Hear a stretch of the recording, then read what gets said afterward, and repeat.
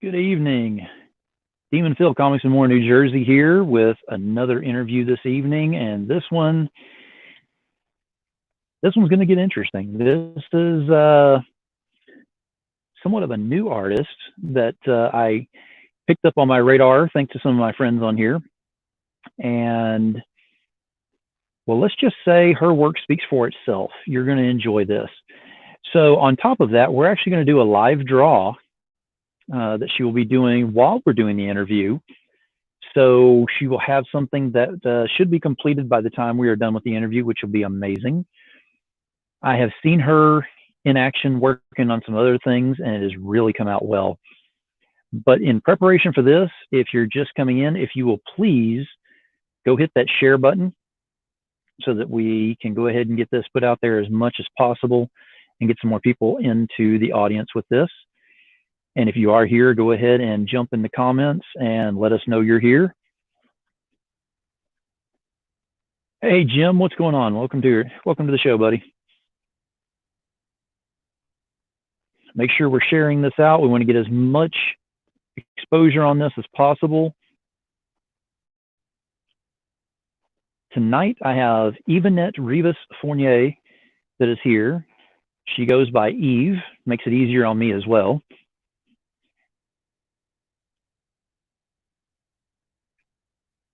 And just making sure everything is set up on here before we go ahead and bring her up. We got about another minute and a half. We're going to bring her out on here. So definitely share this out. Let's go ahead and try to get some more people in here and see what's going on. Hope y'all are having a great evening. Hope everybody's staying safe, washing your damn hands, all that kind of fun stuff.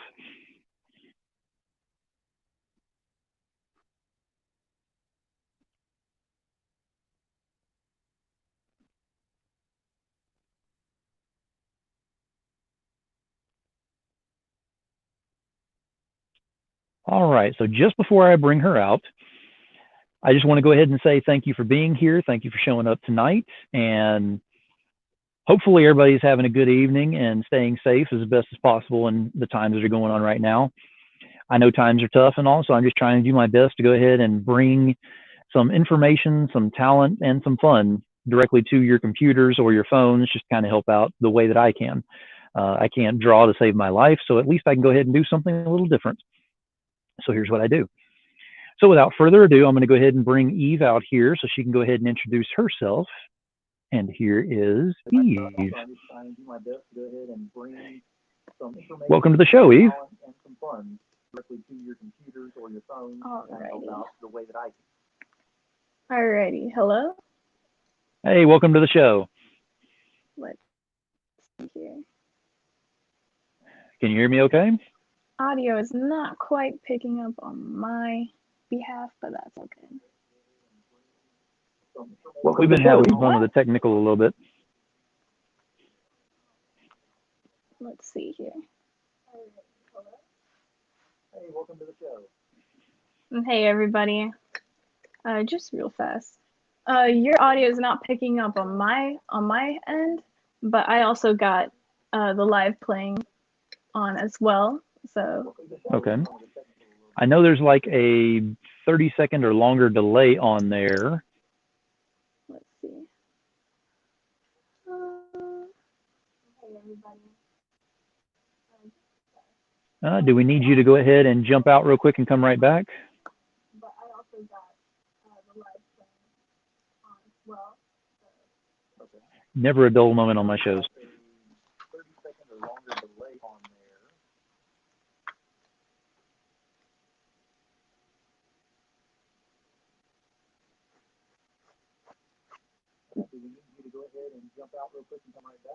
We just might have to jump. Hold on. I will jump and then I'll come back. All right. So she's going to jump out real quick. We're going to see if we can fix this technical issue on this. It was working in the test prior to, but I know I've got some storms in the area. I know just in general with the internet, it's just getting bogged down everywhere. So give us just a moment. Be patient. It'll give us a little bit of time to go ahead and share out and try to get some more people in here, hopefully.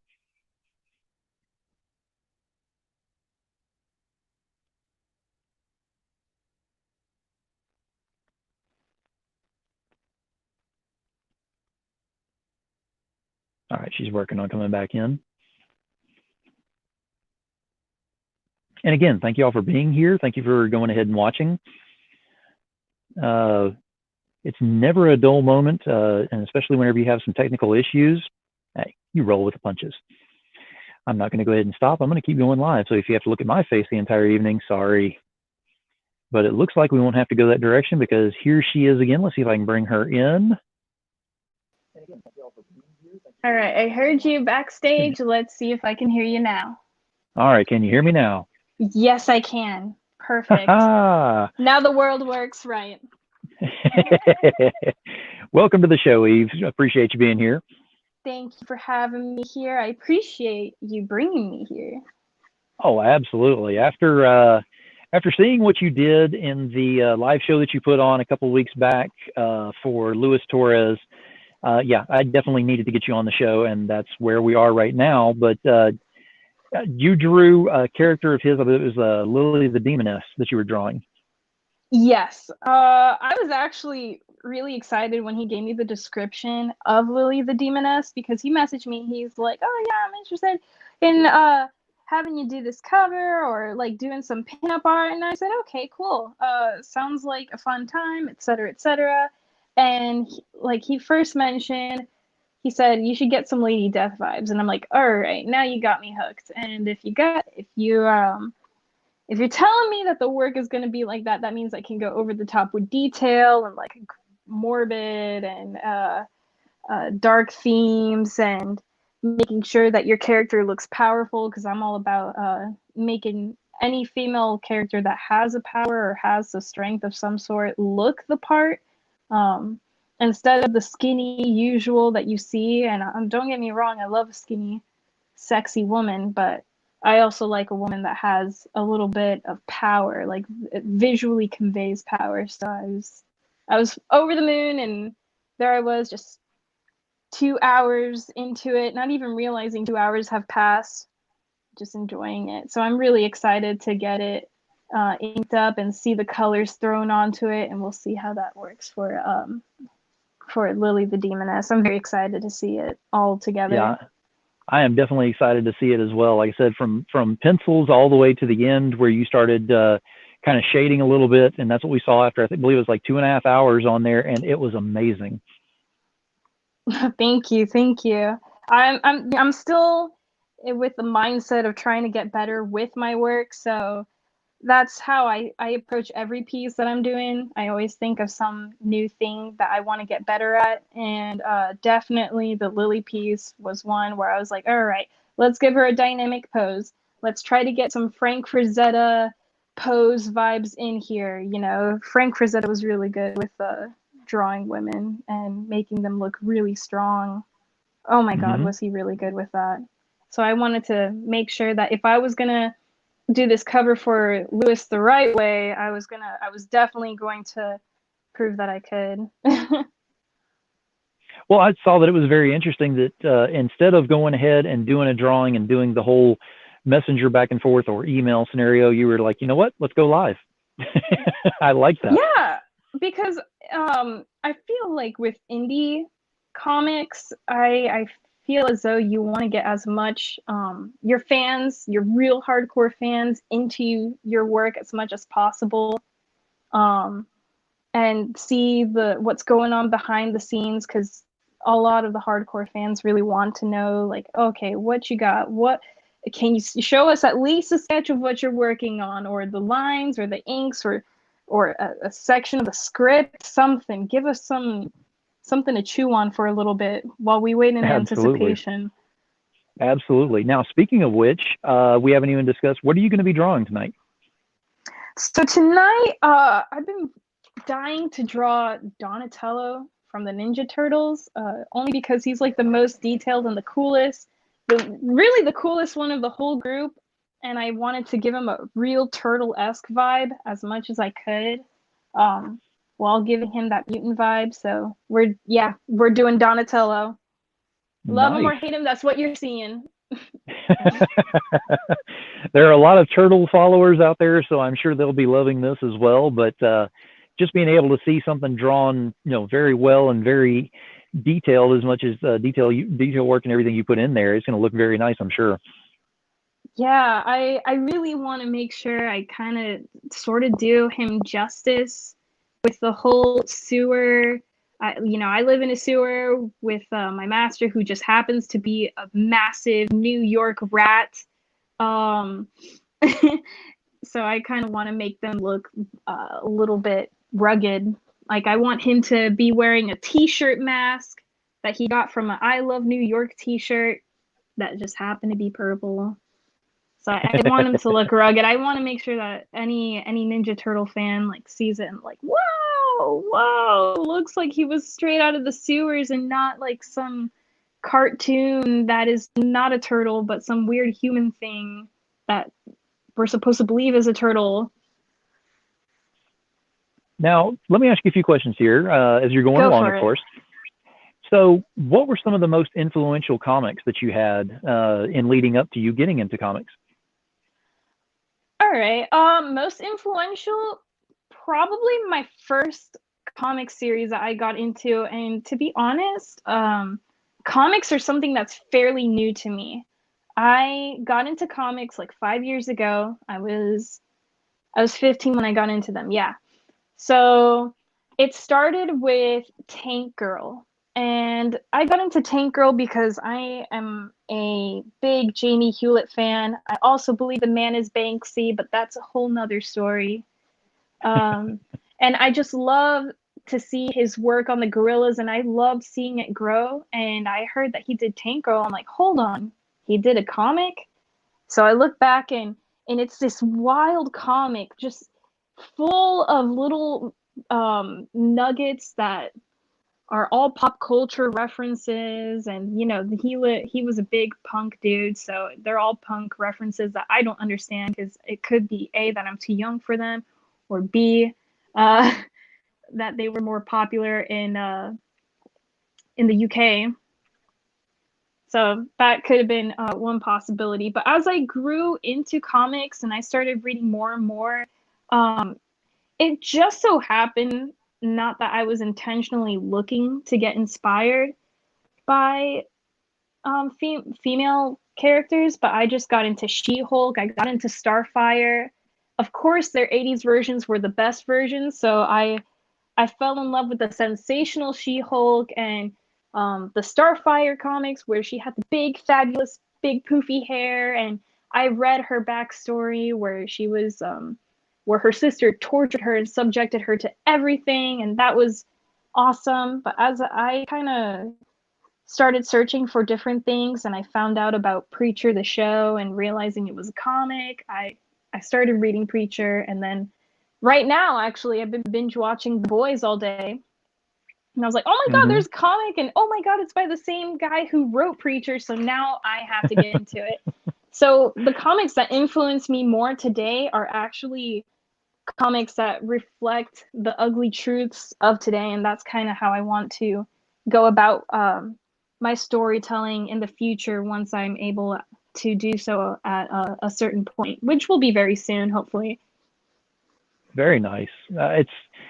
And there's a lot of them that you've mentioned in there that definitely have some serious footholds into getting into not only drawing comics, but actually having the insight and the passion to go along with it while you're doing it. Because then you no longer just draw just for a paycheck. You're actually drawing to go ahead and, I'm not going to say make a statement, but it's more of just making awareness.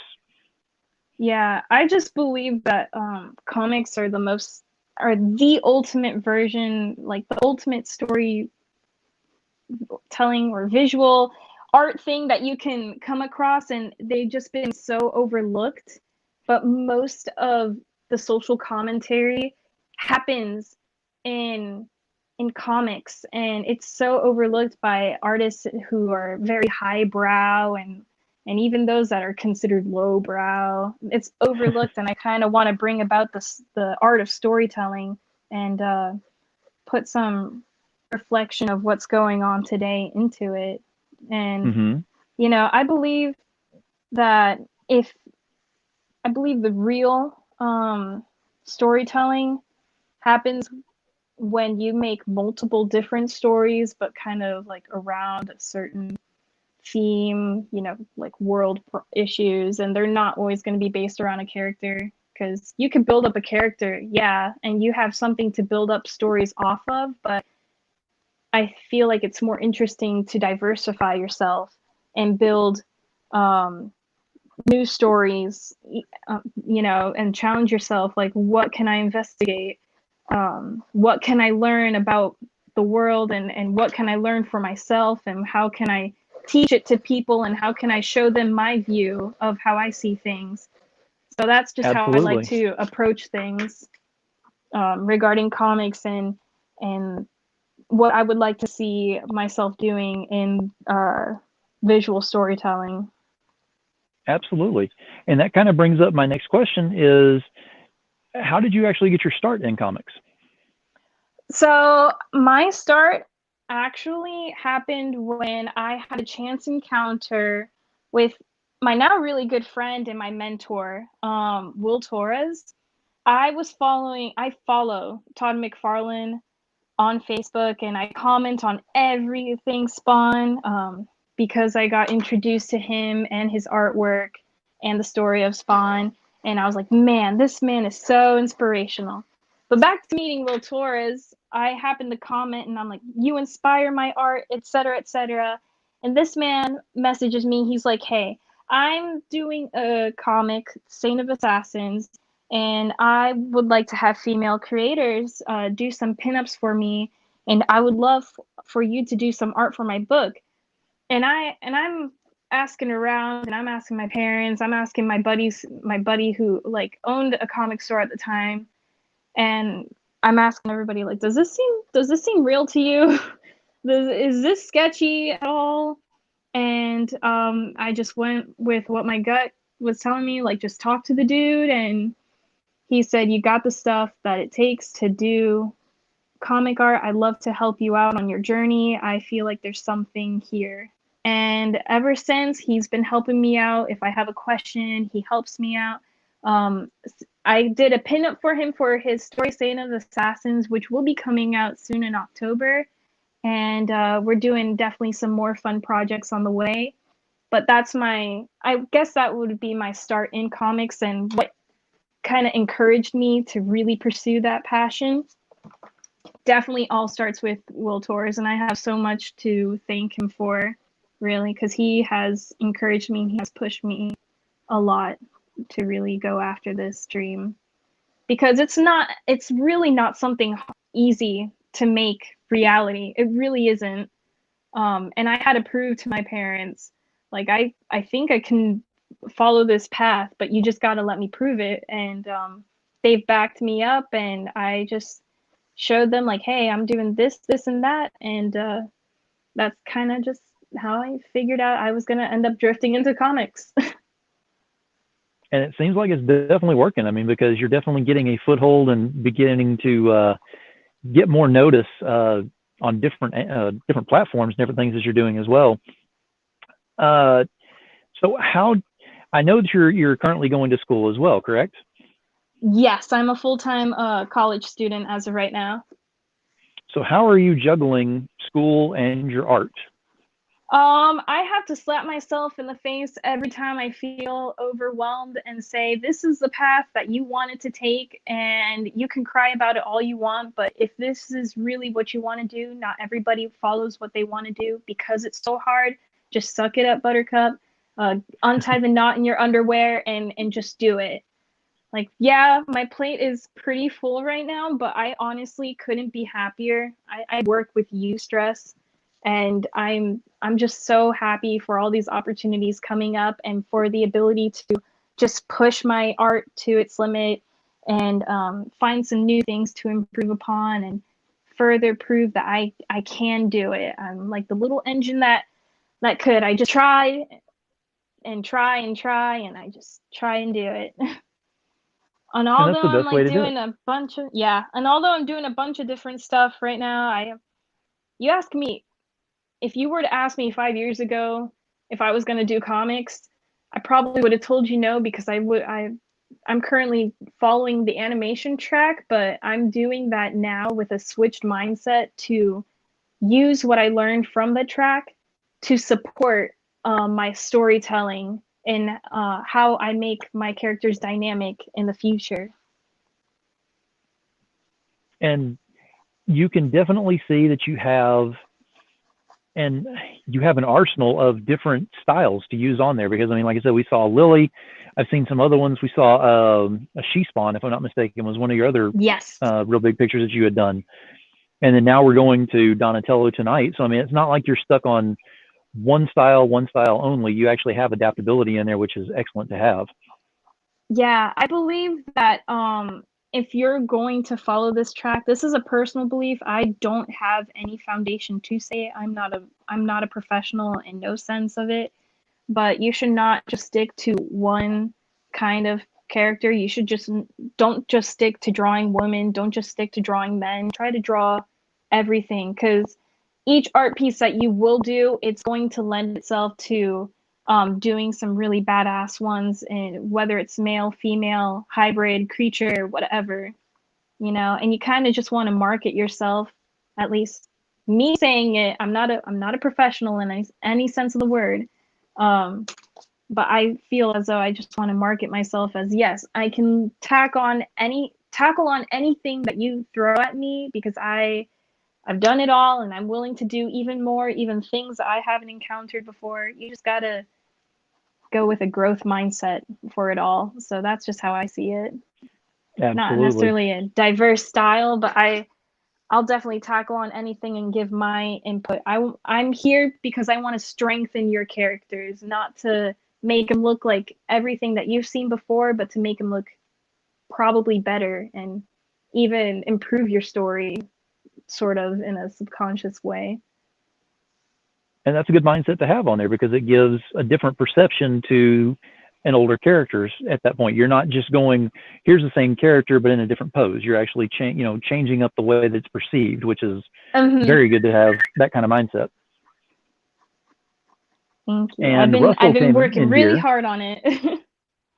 Yeah, Russell came in here. I just want to say he's been in here in the audience. Says hello to both of us. So what's up, Russell? Sup, Russell, and sup, Jim. I see you, Jim. Oh, by the way, speaking of Jim, yeah, so I had mentioned Lewis, and through Lewis, I have met both you and I've met Jim. And Jim messaged me. He's like, "How do you feel about sexy clowns?" And I'm like, "Sexy clowns." I mean, okay. Back to the whole diverse character thing. I was open to accept it. I love the idea of a clown being sexy, so I just said, all right, what are we gonna do? And so prior to starting up the live, I was showing Phil off some of the behind the scenes of what's going to be coming out soon. I'm really excited for y'all to see it, and I hope Jim is. I think we're all pretty excited to see this come out. I'm very excited for the opportunity that Jim gave me, because it's something so different and eclectic, and also I've always wanted to do an adult comic, which is what Totally Rad is based off of. It's a whole universe of adult stories that are comedic and silly, and also reference the 80s, which is my era, but not my era, because I was born in 2000. I just happen to like things from the 80s. But I'm super excited for that. Nothing wrong with that whatsoever. And yes, you heard it correct, that I did see this prior to the video, because if you know Jim, just the fact that he's going ahead and saying, and this is most of his opening statements, is how do you feel about sexy clowns? That right there alone should let you know that Facebook doesn't allow us to show a lot of pictures that Jim would have. So we're not going to show you what I saw. So right now, it's for these eyes. Ha ha ha ha. And Jim's eyes. Y'all are just gonna have to follow the Totally Rad page and all the updates if you want to see it in the future. But for now, it's only got limited eyes, friends. Exactly. But definitely be watching Jim on what he's gonna be coming out with, that, so that you can get this whenever it does come out, because it got some good stuff. We'll put it that way. Yeah, it's gonna be cool. God damn it, I'm gonna make sure it's cool. It's it's gonna be totally rad, man. It's gonna be totally rad. Exactly. He's going to start putting the title in there all in caps now. It can no longer have any kind of, less than caps in there. And then you're just gonna hear like a sick guitar riff follow the um totally rad title. Now, let me ask you, as far as whenever you're drawing, do you prefer the digital or do you prefer just working with what you're doing right now with the paper? I actually prefer a mix of both. So I love working pencil and paper because it's easier to handle certain issues or like mistakes or fix certain things pencil and paper, and the inking is, yeah, I could either do digital or traditional. I like the feeling of just having my hand to the paper, but digital gives it that clean look. Regarding colors, I definitely prefer digital a lot more. I had a lot more experiments with color theory via digital, and that's where I feel like my coloring abilities shine through the best, because right now I can color traditionally. It just takes a lot longer because I got to plan out the color theory versus traditional, where you can just delete the layer and then start fresh. So it becomes a bit of a pain. Yeah, and it can do that as well. But I mean, it's good that you had the versatility to go ahead and work between the two because, like you said, the lines come out a lot cleaner and everything whenever you do the digital. But then and again, you have the purity of whenever you do it on the paper. So it just depends upon how the story is going and what kind of story it's going into on how it needs to look. Exactly. And also I like being able to offer myself as a versatile artist, hey, you want something digital done? Yeah, bro, I got you. Oh, you want me to send you a comic board of just the pencils and have your dude over there ink it? Sure, I got you. I could do that for you. I just like having that versatility available, and once more like proving that I can do just any task that you give me. Like, oh, you want a short, sort of amateur, crappy animated video? Yeah, I could do that because I'm doing that right now. Now that brings up another question that I've got here. What I'm going to do is I'm going to ask the question and then I'm going to give you full screen so that we can see the sketch there a lot better. But the question is, Go for it. are you adept in sequentials as well as your covers? Um, I would like to say I am adept in my sequentials. So far, and I think I could show you this because it's just my project, a personal project. This is something I'm currently working on for my animation class, and I wanted to make sure I emphasized a bit of the visual storytelling that I wanted to do, but on a simpler scale.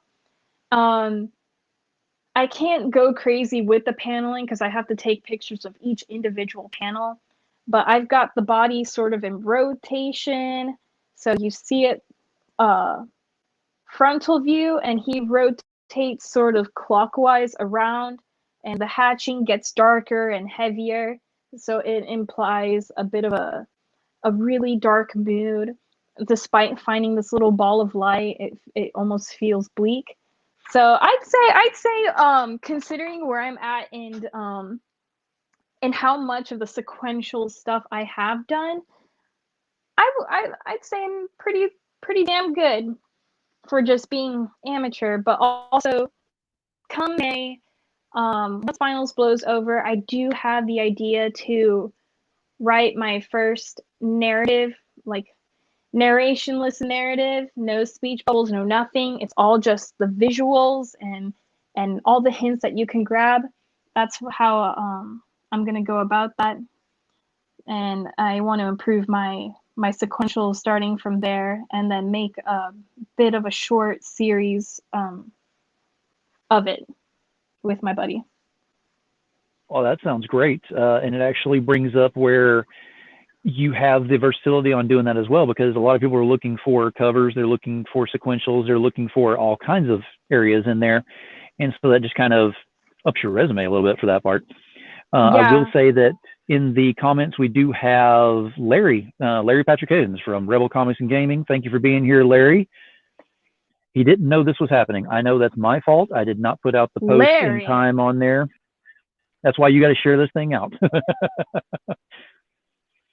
And Yeah, Jim what's has a question. good, Larry? Jim has a question saying, have you had any Oh, covers published yet?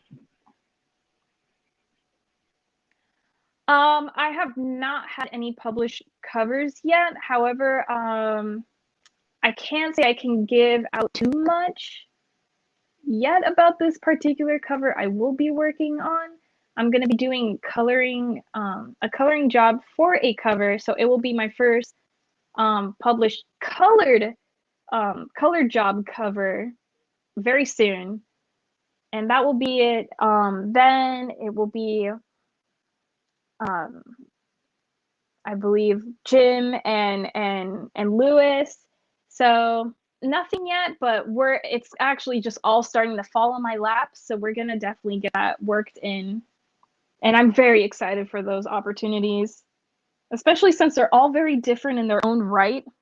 It kind of is just very fun to jump around like, all right, I need something fun. All right, I need something to do detail work on. All right, I need bright colors here. I need some dull colors here. So it's very fun right now. Fun time. Yeah, there's definitely a lot of work that's available for you to do, and it's a lot of fun with I know with the guys that are in here right now, it makes for some very interesting covers, so you're definitely going to have some fun with that. And yeah, I'm sorry, Russell's putting comments on here. He always tries to trip me up, and he usually succeeds, so I'm just going to warn you of that right now. It's all right. I see that. There's a lot of there's some history between me and Russell on some things, not bad by any means, but it just creates a lot more attention to what's going on, and it's also going to create a future in what's going to be happening on my brand as well. So thank you, Russell. I will say that with kind of a squinted eye look on there, because it's like thank you, but thank you. So yeah, he knows. I feel I'm that. good with I all these guys understand. in here. And Justin Hunt is in here. Hey, what's going on, Justin? Thanks for coming in, buddy. Hey, Justin. I appreciate you joining. Sorry, I'm not utilizing my wrist movement too much. He gave me And some Jim says, advice, and I might be scolded for it later. and Jim says that he is going to make sure the Totally Rad cover you do is the first published. Hell yeah. Hell yeah. I am all for that. I'm excited, and it's going to be such an interesting cover too. I always thought it was going to be a great idea to do it. I never thought it'd come so soon, and I'm just so excited to do something adult, sketching, eating ribs, watching the Up and Corner. Up and Corner. Up All and right. Comer. Oh, I'm sorry. I saw that have wrong too at the first. astigmatism, and No, I saw my it first. eyeballs fail me. Mine's old age. I can blame it on that. Mine is just from watching Teletubbies in front of the screen as a baby for too long. That's what I blame my eyesight on. It's so bad. And Joseph Bruno is in here. I actually know Joseph. He says hello to me. Joseph, thank you for being in here. He is a photographer that's in the area over here that does a lot of the cons and things whenever they're going on. Right now, he is not doing so much, but he will be working on quite a few things. And Joseph, I'm going to tell you right now, keep an eye on her. Whenever her stuff starts going up there, you need to keep an eye on that. And we're going to get her up here to Jersey at some point, and you're definitely going to come over and take pictures. Heck yeah. And then I actually, oh yeah, no, that would be so exciting, because I know I'll make the plans someday to go over there. After all, I do have a buddy, my mentor, to thank up there, so I definitely have to go. Oh, exactly. I plan to do it all. Oh, absolutely. Absolutely. And yeah, Joseph, I hear you. I feel you. Same thing. I'm ready to get back out there, but I'm waiting until it's absolutely safe before anything happens with that. Better safe than sorry has never been more of an accurate slogan there. No, actually, funny thing is that I was swearing up and down that Tampa Bay Comic Con was going to be my first con, and it was going to be this year. And well, everything happened, and actually, I couldn't be any happier with the timing, because it means that this gives me the perfect amount of time to really kind of refine myself, because I would have gone in to Tampa Bay Comic Con honestly with a very simple setup, and not a lot of the best work, because I would have been so worried about setting up a booth versus doing my best work. So this time has honestly been the best thing that's happened. So that next time when I do a con, and hopefully they come around soon, because I miss the idea of like being excited to go to a con and already planning my con friend group and who I'm gonna see. Also, when Tampa Bay Comic Con happened, there was an artist that traveled. I believe he's a New York native, artist Buzz. I always enjoy seeing him, because I think that's like the first artist I went to and had a long conversation about art supplies, and I still have the art pen that he gave me, which is honestly the nicest gesture. I didn't think artists would do that, like give me a supply that they use religiously. So I keep it here, and it's such a nice reminder. And a couple of his prints, they inspire me a lot too. Very nice. Very nice. Joseph Bruno asks, Living Corpse Buzz. Living Corpse Buzz? I don't know. All I know is that his handle is Buzz Artist. Not too sure. He has done a few Vampirilla covers, and he did an Elvira cover. I think he does quite a bit of work with Dynamite, but regarding that title, not sure about that one. Yeah, and there's no telling, because apparently I've got another title that is quickly being attached to me, which thanks again, Russell, for that.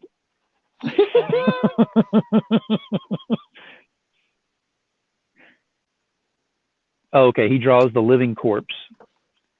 Oh, he draws the living corpse. I would have never known. I knew he did quite a few Dynamite covers, but I other than that, and also I think some DC, but didn't know he did that art. I'll definitely have to look into it. I follow him on Instagram, but I haven't seen anything post up lately. Yeah, I'm not sure exactly which one they're going. I know I've heard of Artist Buzz, but I haven't heard of the other one. And Justin is asking, what are you sketching today? So I'm going to give you full screen so you can go ahead and let Justin know what you're sketching. All right, my friend. I decided I was in the mood to draw a Ninja Turtle, but more turtle-esque than what you see right now with like the weird toon look. So I'm doing Donatello. I'm just improvising all of the cool things that he'll have, because I like the idea of also making sure that they seem like they came from the sewer and that they didn't just get all of this cool leather equipment from anything. I want it to seem jerry-rigged and rough.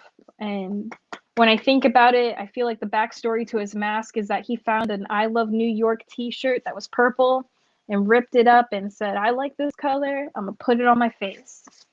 Same with the other three. And Master Splinter's probably just wearing some dude's robe, which is actually probably true. Whether or not my story version is is spot on. But that's just how I like to think of it. I kind of think of something having a narration a narrative when I draw it. Yeah, it's definitely coming together. I can definitely see where it's coming together on that. Eraser. Yeah, I use my kneaded eraser so I can just lightly dust off the the rough sketch and then go in with the finer lines. And it looks like Luis Torres just joined us as well. Hey, Luis, thanks for stopping in. Welcome, Luis. How you doing, my friend?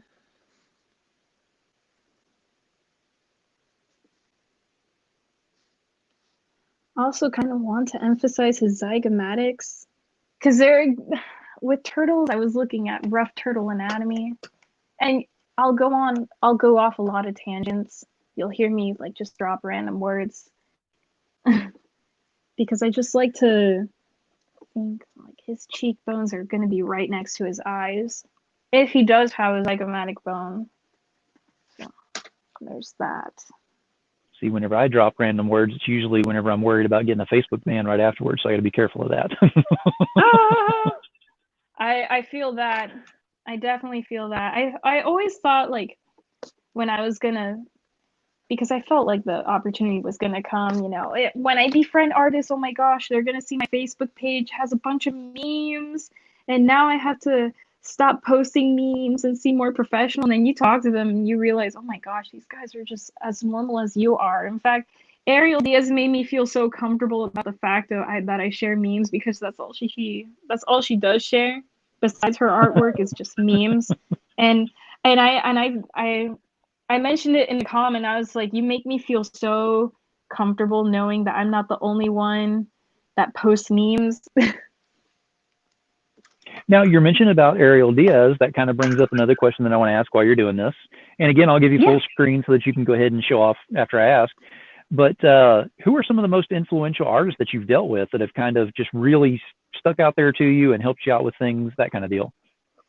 That I met, well, definitely mentioning one is Justin.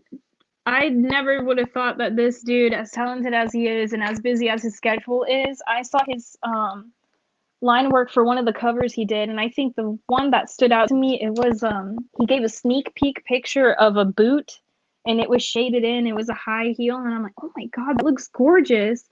And then I realized that he's doing all this work for Lady Death, and it's so badass, and doing all of his own things. And he offered to help me improve my skills. And I never would have thought, like, man, I never would have thought that somebody would have the time of day to offer me their advice. Another artist that I love to listen to and kind of interact with on their live streams is Will Russell. He's a fun one to talk to, mainly because he's always live every single day. And he's always got something interesting to say. Now, regarding stepping a little bit away from artists, I mean, and there's also Will Torres. Will Torres has just always been there and has always given me the guidance that I needed to pursue what I want to do head on. And he's like, just don't be nervous, do this and that. And he's never really led me the wrong way either. And that guy's a treasure. He's really good people. And I have so much to thank him for honestly encouraging me and telling me that I do have what it takes. Because sometimes you feel like it's too good to be true, to be told by some people like, yeah, you're good, you can definitely do it, and you're like, okay, yeah, whatever. But to have somebody who's in the industry and actually cheering you on and wanting to help you, that makes me feel so good and so warm inside.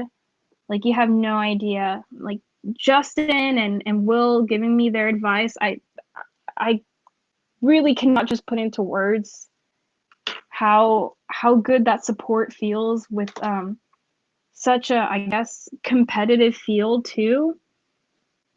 So it's really good. And then there's Corey also, who I never would have met if it wasn't for Robert and Deanna.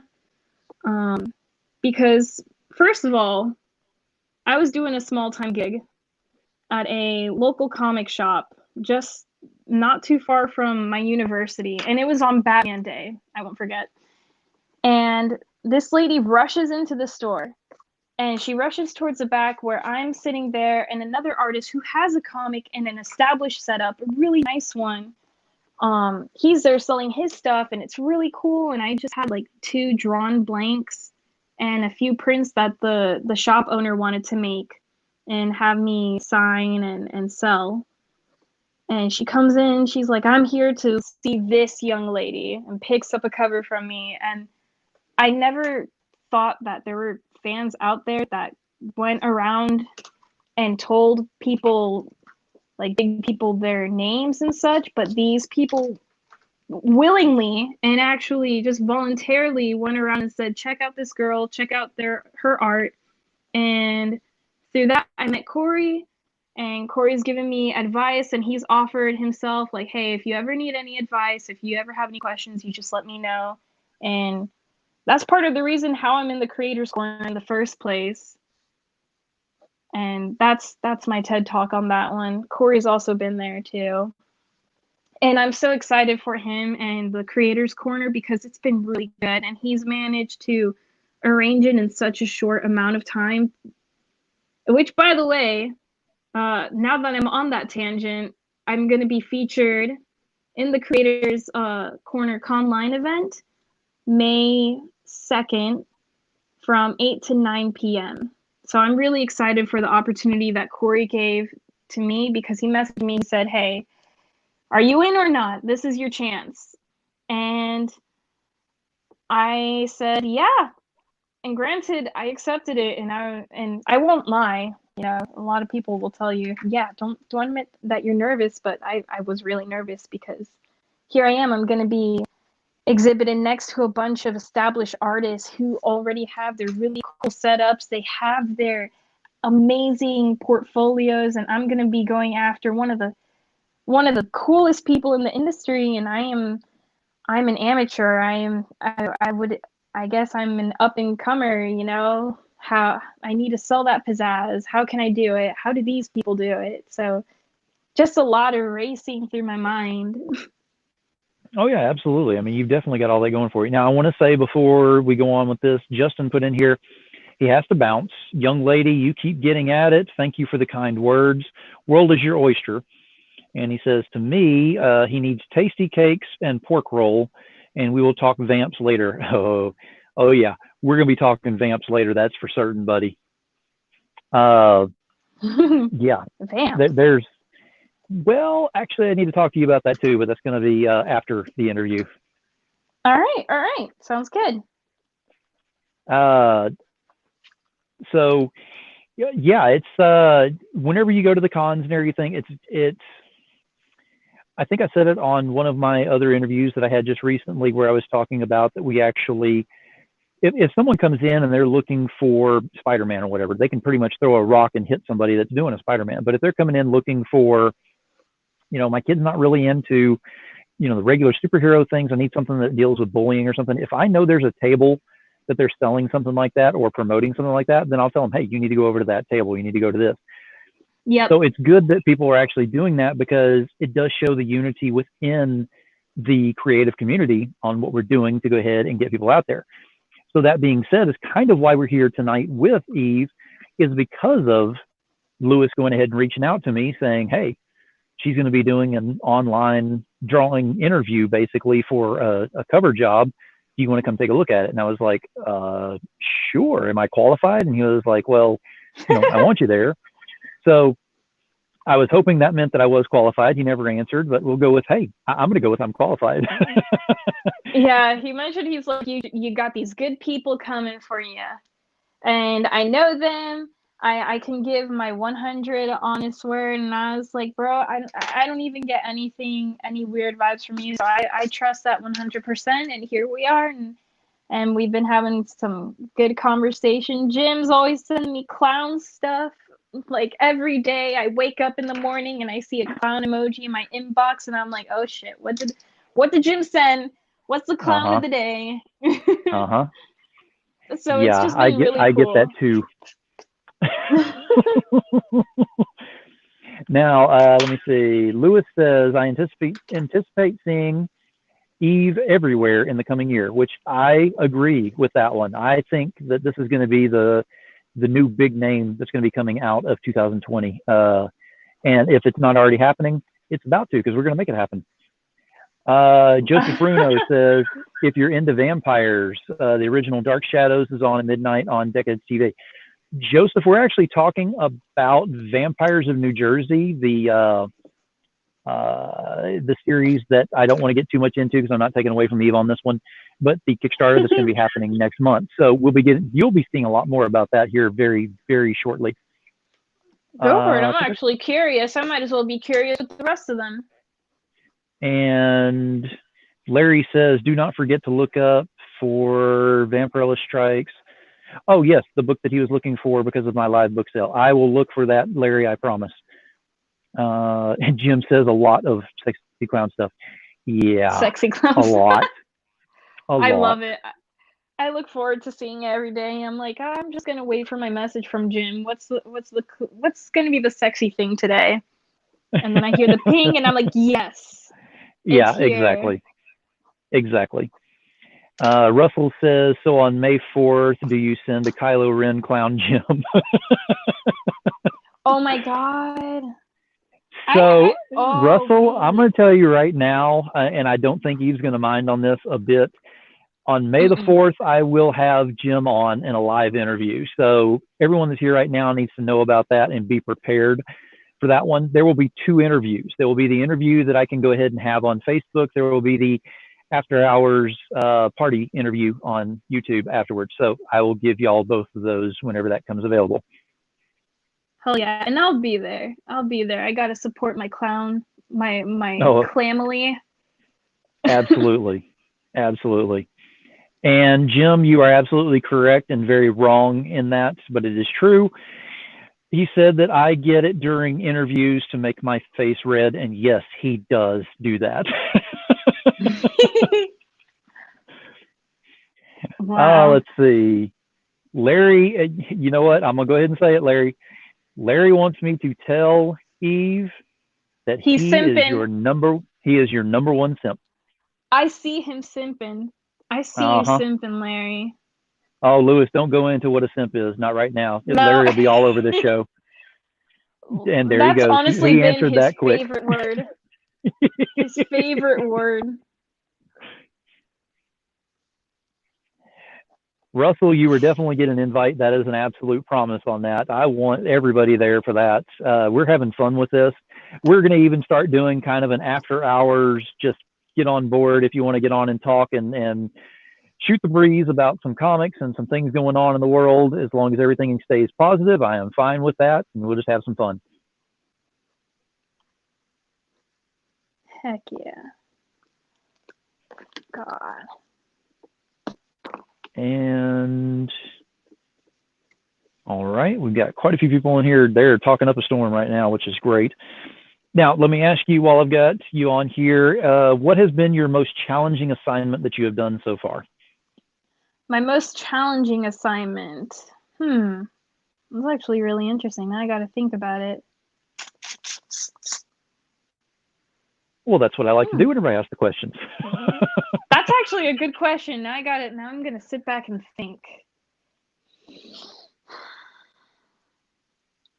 So far, I think maybe my most challenging assignment was my first pinup job, which was for Will Torres, for the Saint of Assassins, because it was at that point that I started getting the growth mindset to, all right, I want to challenge myself. I want to introduce new themes to my art. And so I created his main character, Rose, in a seated position where she's got her katana, her sword, through one guy's head. She's kind of like got a throne built out of dead bodies, and a dead body like hung behind her. And that was really tough because you can't go on Google and say, all right, let me look for a dead body pinned to the wall. Like, you can't find that. And obviously I have to refer to like the most grotesque stuff because you just want to make it as convincing as possible. And also I reference the Cross comics and their covers and how they went about gore. which is something I want to actually start reading soon. That's another story. But that was a really, really challenging board, because that was, first of all, that was my first time working with comic board, and it was it's so big. Mm-hmm. So I was like, oh my gosh, this drawing's gonna take forever. And my pencils were really heavy then, so I was erasing a lot. And he said, you got to make it as detailed as possible so I can ink it. And I said, okay, so that means I think that means I have to input the feathering technique into shading certain things. That was difficult.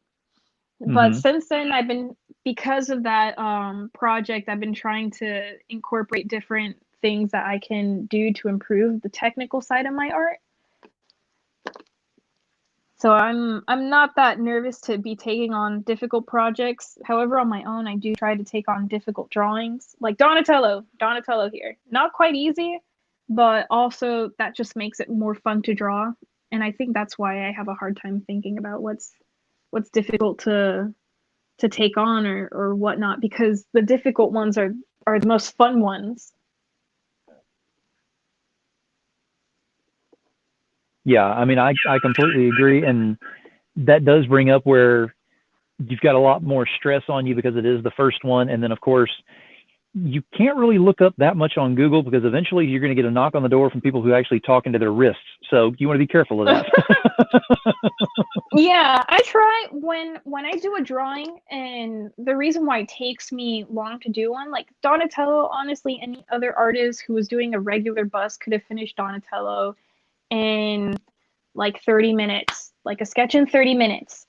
But I like to kind of create them on my own. So I'll have the mental image of what I want to see, and then I'll like look up, all right, let me see a picture of a domestic turtle. Let me see a picture of Donatello. Let me see a picture of spy gear. You know, for me to create one original piece, I have 50 other references pulled up so I can kind of guide myself to that. I Mm-hmm. believe that, and I had mentioned this before, I believe that the best artists in the industry that survive the best are the ones that can create their own original takes on characters while keeping within the guidelines. Um, and yeah. You Oh, know, absolutely. keep it original, and yet use your style. Don't try to use um this version from the 80s. Like, yeah, you can use it, but don't try to carbon copy it exactly, because we're all going to know Exactly. that it's not your style. That's what people want to see. They want to see your style. They don't want to see exactly like what they've seen before, you know? Right. Right. You want to become one of those artists that we're automatically, as soon as we see the cover before they say who it is, we're like, oh my God, I've got to have Eve. And it's got to roll off the tongue that quickly. And there are a lot of artists that are that way right now that I'm actually becoming more adept to actually pick out their style now, even though there's so much art out there. And I can see where yours will end up being one of those that'll be like, oh, there's an Eve, got to get it. I hope I can get to that point, but I see so many different ideas, like, oh yeah, let me look at this, let me use this reference image of a sexy woman. And you know, this brings me up to a point. I feel as though a lot of the artists that you're able to pick out, their style is because they have something called like same face syndrome going on with all of their drawings. Um, Not to say that it's bad, because honestly, I love J. Scott Campbell's work. But Mm-hmm. J. Scott Campbell, you're able to pick it out immediately because you see the same cute, petite, sexy face on each character that he draws, which are, you know, usually and typically female. But I kind of am nervous to dive into getting that into that same face syndrome that a lot of artists, even the big ones, have fallen victim to. Mm-hmm. Because I kind of want to make sure that the characters break their mold individually. Like She-Hulk, Absolutely. I rather make her muscular and give her a squarish sort of face than make her skinny and make her seem like another character I've drawn. And Wonder Woman, I rather make her look really Amazonian and columnar in body to really represent that pillar of strength. Mm-hmm. Actually, literally and metaphorically. Mm-hmm. I But agree. I do also want to settle a style, so we'll see how that all plays out. It's so soon because I really only have just started doing comic work for like a year, not necessarily comic work, but comic illustrations for a year. So we'll just have to see how it all goes. But I will continue just doing my part and improving myself as an artist and dying knowing that I'll never be as good as I want it to be because that's just the curse of creatives. Oh yeah, and that's good that you don't have that complacency, because that's whenever you start having that complacency, that's whenever you start looking at it going, why am I even doing this? If I'm already complacent with, why am I not striving to do better on everything I've got? Exactly. Like my parents had reared me all my life to be in the medical field, and while I envy, well, I'm not necessarily envy, but I am proud of the people who are in the medical field, especially right now. Um, I just knew it wasn't going to be for me because all my life I had told my parents like I just want to do art, and they always thought it's going to be a side gig. You could definitely do it as a side gig, but you got to think real. And I think just funnest, if that's a word. The most fun part about it all is just been doing this and proving that I could do it. That's it. A lot of people just don't want to Mm-hmm. pursue that challenge, and that's the best part of the whole thing is proving all these people that it's too hard to get into this. I don't think you could get into it, but here I am. I'm trying to chip my way up the ladder, but also Oh I yeah, just have to like take a step back and say your work is not that great because if I have pride in my work, but I don't want to boost myself up because then it's going to inflate my ego and I won't improve. And I got exactly. to make sure I got that improvement sort of growth mentality. Now, in going off of that, Larry actually did a statement just a little while ago I wanted to bring up. He said, so in all seriousness, and whenever I hear Larry say something about seriousness, it's like, okay, what just happened? I know, right? I'm seeing it now. So in all seriousness, yes, it is possible for me. Eve has a ton of talent.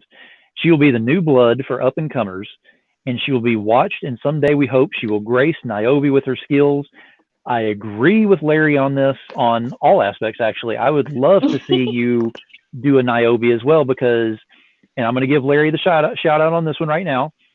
Niobe has gotten a lot more attention than I think he was even expecting that it was going to do. And now it's going to get even more at the end of the year, because she is actually going to be on the cover of, I believe it is Punchline Punchline. 15. Yep. Yes, I Punchline saw that. 15 toward the end of the year. So congratulations, Larry. I want to give you that because you definitely deserve that. So if you want Eve to work on a cover, I am sure she would have no problem talking to you about that one. Yeah, Larry is my number one simp, so I mean I'm doing that too. I'm doing that for you, Larry.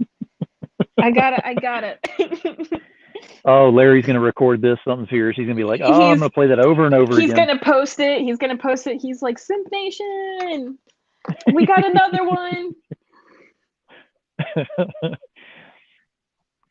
And oh gosh, there is a lot of conversation over here about clowns. Let me Clowns. see.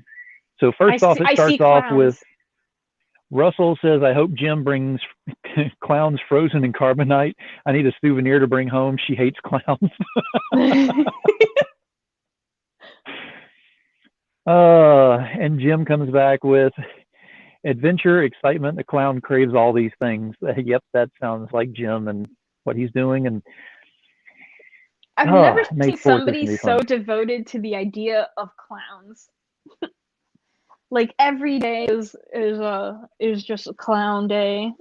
I've just been so entertained by that. Yeah, there's a lot more that goes into there, and it goes into the whole pantsless clowns from outer space. Do I need to Yep. trademark that real quick? Because that's pantsless. That's right here. We're in trouble. So See, Eve doesn't understand the backstory, so right now she's like, "What did I just get involved in here?" I am wearing jeans, so you don't have to worry about that. That is a backstory that you will find out a lot more about as we keep going. No pun intended on backstory. Are you one of those guys that that followed the DIY face mask and used a pair of shorts and then took a picture later with the same pair of shorts with the with the butt pockets cut out?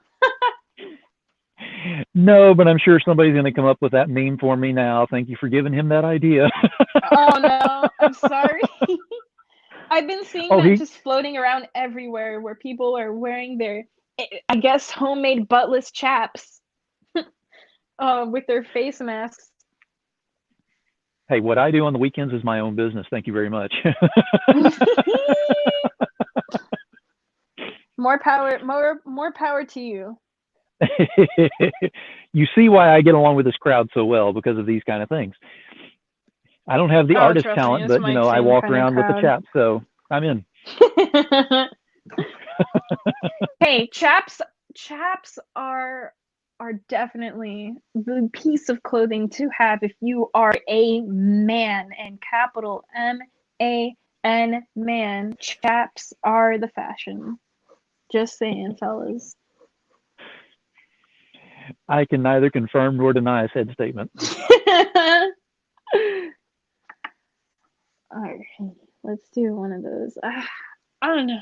Should I? I think I could. Nah, that seems like more of a Raphael thing. Just to get you guys into the internal thought of what I was doing. I was like, man, I really want them to seem like turtles from the sewers, and I was like, should I add plastic rings to his neck? And I said, nah, that's more so for Raphael.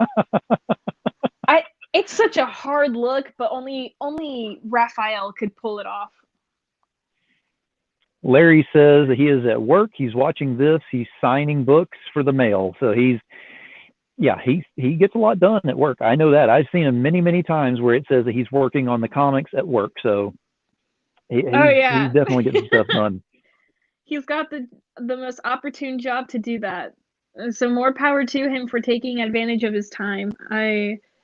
I would too. And Russell is absolutely killing me. He said, "I'm on it, meme in progress." Thank you very much. I definitely appreciate that. Just make sure you spell my name correctly, because I'm sure you will. And Joseph Bruno is on this as well. I mean, everybody's jumping on the bandwagon now. So he said, they said you had to wear a face mask to go into the store. They didn't say anything about wearing pants.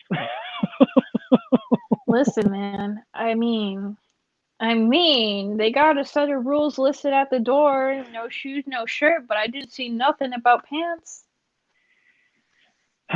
See, we could start a whole new revolution coming out of this. Whenever the smoke clears outside, it doesn't say it on the door. What are you going to do? Yeah. I mean, I live in Florida. I've seen things. Oh my goodness. I think I got a story that Jim would actually get a laugh out of, and he probably could utilize it for a definitely a side story on a comic. Oh, trust me, there are side stories we can use on a lot of comics with this group. Yeah, no, I mean, I've definitely seen the Florida Man in action. One Halloween at a local grocery chain. Okay. There was a man who was walking a person who was all on all fours by a leash, and the man was wearing a gimp mask, so he was just protecting himself, early from whatever it was. That's just what I'm gonna say. But that was, I mean, the Florida Man exists, guys. It's not a joke. It's something that you see on the daily. It's a scary reality. That's not just in Florida either. That's the sad part. Oh no! I mean, it's becoming much more widespread as like so many more idiots do so many more dumb things, like Tide Pods. Oh boy, that's making its comeback. We don't have to dive into why or who said it, but it's back. Yeah, that's That's showing the brain capacity that's going around this world right now. Oh my God. And I sometimes get embarrassed with people like, your generation's so stupid. And I'm like, first of all, it could be my generation. And yes, maybe I am part of it, but I am not the dumb one. And you can prove it by natural selection. Exactly. Exactly. I'm still here, baby. I haven't left. So you can't tell me I'm stupid. I've been doing something good. Joseph, I'm going to put this up on screen because I greatly agree, and I would love to get this thing. I want one of those Plague Doctor masks where you look like one of the characters from Spy versus Spy. I agree. I have the top hat.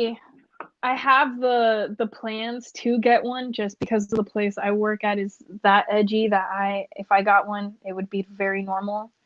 So I have the plans to get one. I just got to wait it out, sort of. Bandage. Yeah, I've seen some amazing things. Whenever they say to wear a mask to go into these stores, they don't specify a medical mask, and people are just going straight up Halloween in this thing. And I mean, almost literally. I mean, they're wearing Michael Myers, they're wearing Freddy Krueger, they're wearing whatever they can get their hands on as far as a quote unquote mask. It does nothing for what it's supposed to protect on there, but they're thinking in their mind or however it's going through there that they're doing something. I don't understand. I would love to get a mask that if you were close enough to view it, it's disturbing to look at. I won't go into details about that, but like little hidden images in a mask that only you could see if you're close up to make the point that, hey, you're standing too close to me, pal. I need you to back up. If you can see all of what's on my mask, that's evidence that you need a backup. Yep, I agree. If you're too close and you can actually see what's on there and it offends you, then you shouldn't be offended. You should be much further away. Yes, that's what I'm saying. Okay, We've got a lot of talk over here talking about that Jim was the original Florida man, then moved to Texas.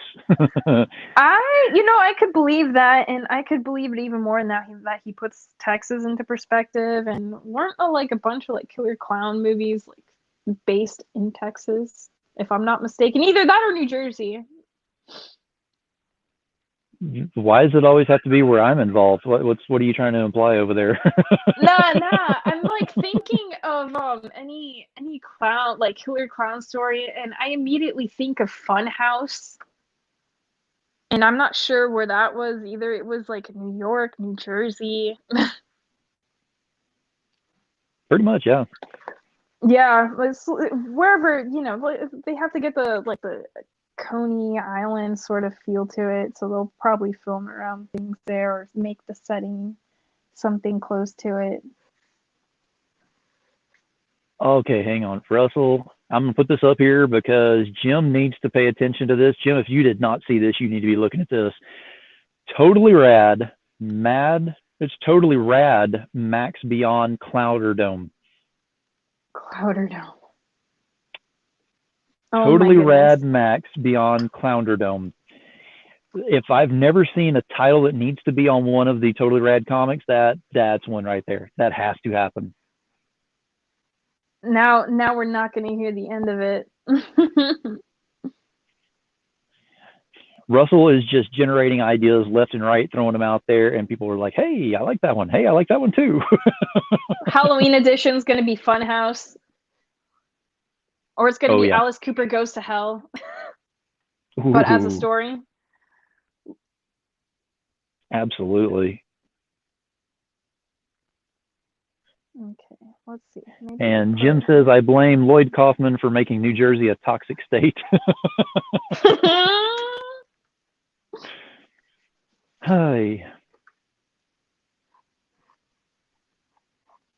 Oh, that is right. Joseph, let me put up the...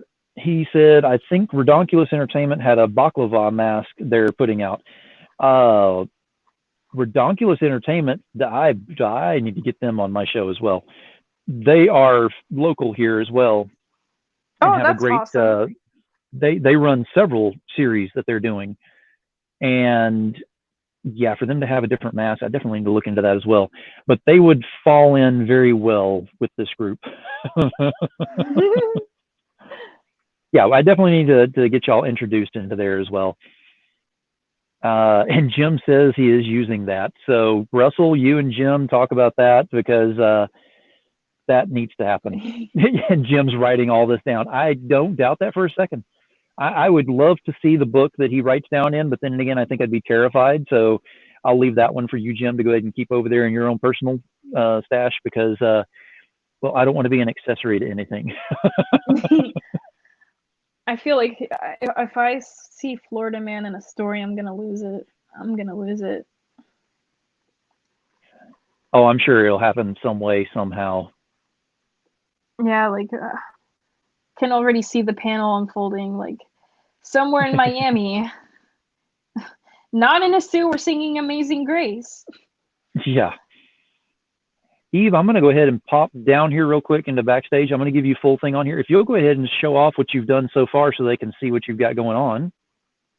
All right, gotcha. So far, not certain how well y'all can see. I'll go ahead and try to bring my camera closer. So far, this is what I've got. For me, again, sketches take a while because there's certain things that I'm inputting and things I'm thinking about while I'm drawing. Like, man, what can I do to kind of fill in this negative space here? What can I do to sort of make this visually interesting? I want to make sure that I do this prior to inking because I don't want to, hey, yeah, let me make a stray ink splatter here, and oh no, that didn't go as well as I hope, and now the piece is just not as good as I wished it was going to be, because I'm never going to put a piece out there that I wouldn't want to keep myself. So it's going to be, thank God I'm doing a board of Lily because I want it. I want her so bad, and I'm not good sending her away because she's spectacular so far. But yeah, aside from my side tangents, I just am trying to refine things and fill in the negative space and also put in small details like rips into gauze. These turtles fight with their hands, so they do need some kind of protection. And I think that with Donatello, I would like to see it worn out, or at least with all the turtles, I'd like to see it worn out. So that's kind of what I'm achieving here so far. I love so far that I haven't put too much negative space, and I know much more detail is going to come with inking. And the pencils are still kind of rough, but I like that. And I'm also following along with you guys on the live stream here. Yeah, it's definitely coming through. It looks good on there. But have the girls in clown makeup. That'd be cute. Instead of low on gasoline, it's low on helium apocalypse. Yeah. It's me and squeaky voice, no spray paint, all in helium. Nah, come Halloween, Jim, I believe you're gonna have a bunch of cool stuff coming around. I feel like he's gonna do a Purge, like the actual movie, The Purge, but a clown version. He's gonna do it. My goodness, you have so much fodder there. There is no telling, and that's kind of the scariest part about it is with all the material that he's got on here, whenever he decides to just go ahead and pop the cork and let it all go. I can't wait to get the inks on this one, guys. I'm really excited. On another page, which I can flip to real fast, just for this live stream, I wanted to do a sketch so y'all can see my process. But I've got Homelander, America's Sweetheart, the world's greatest hero, in inks. And I'm still filling in the inks. But I've been, again, watching The Boys, been binging on it, been looking into it even more, and I just love Homelander as a character. So I knew that if I was going to draw another piece for the con line, it had to be Homelander, and then just a random oddball piece, Donatello. I want more It's things definitely coming through strapped to well. him. I want him to look strapped but still look raggedy at the same time. Ooh, here's an idea. We'll go ahead and put some wires.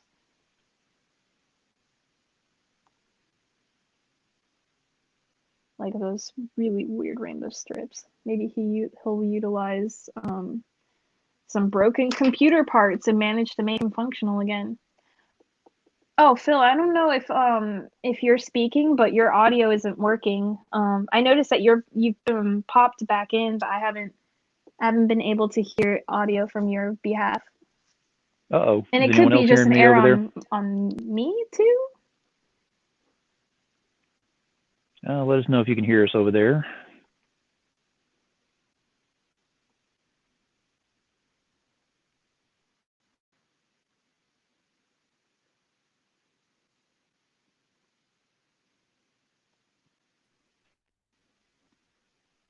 All right, do I have anything coming through All now? right.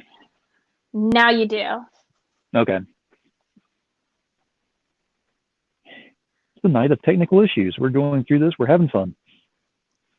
Yeah, fun times in the fun zone, the clown zone. So Joseph Bruno wants to know, how has the quarantine affected your art?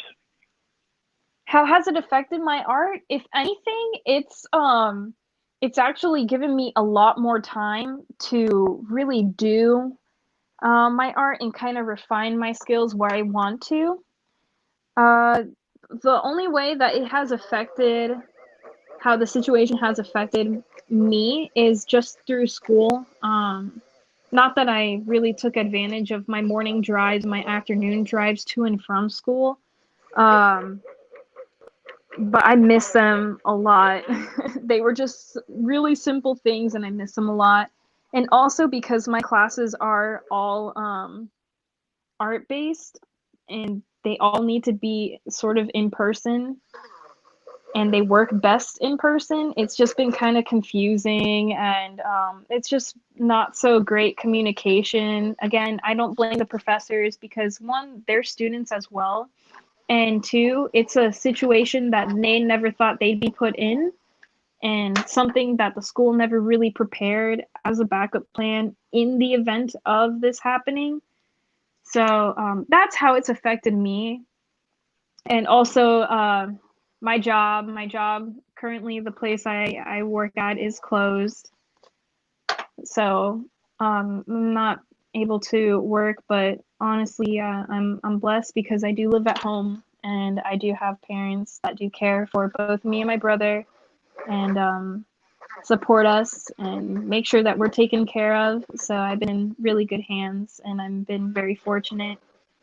I know a lot of friends have not been in the same place, and I've read a lot about how some of them they were kicked out of their dormitories and they can't go back home because they cannot collect the funds in time for the plane ticket, or they don't want to worry their relatives with the possibility of being sick themselves, so they have to manage to find a place with whatever money they can get, find a couch, work somehow, scramble for a job. A lot of the people I went to school with are scrambling for jobs. I mean, that's a situation as of right now regarding school and how other people are doing. I've been just very blessed and fortunate, and I'm been in contact with people who I just want to make sure they're okay on their end because it is tough.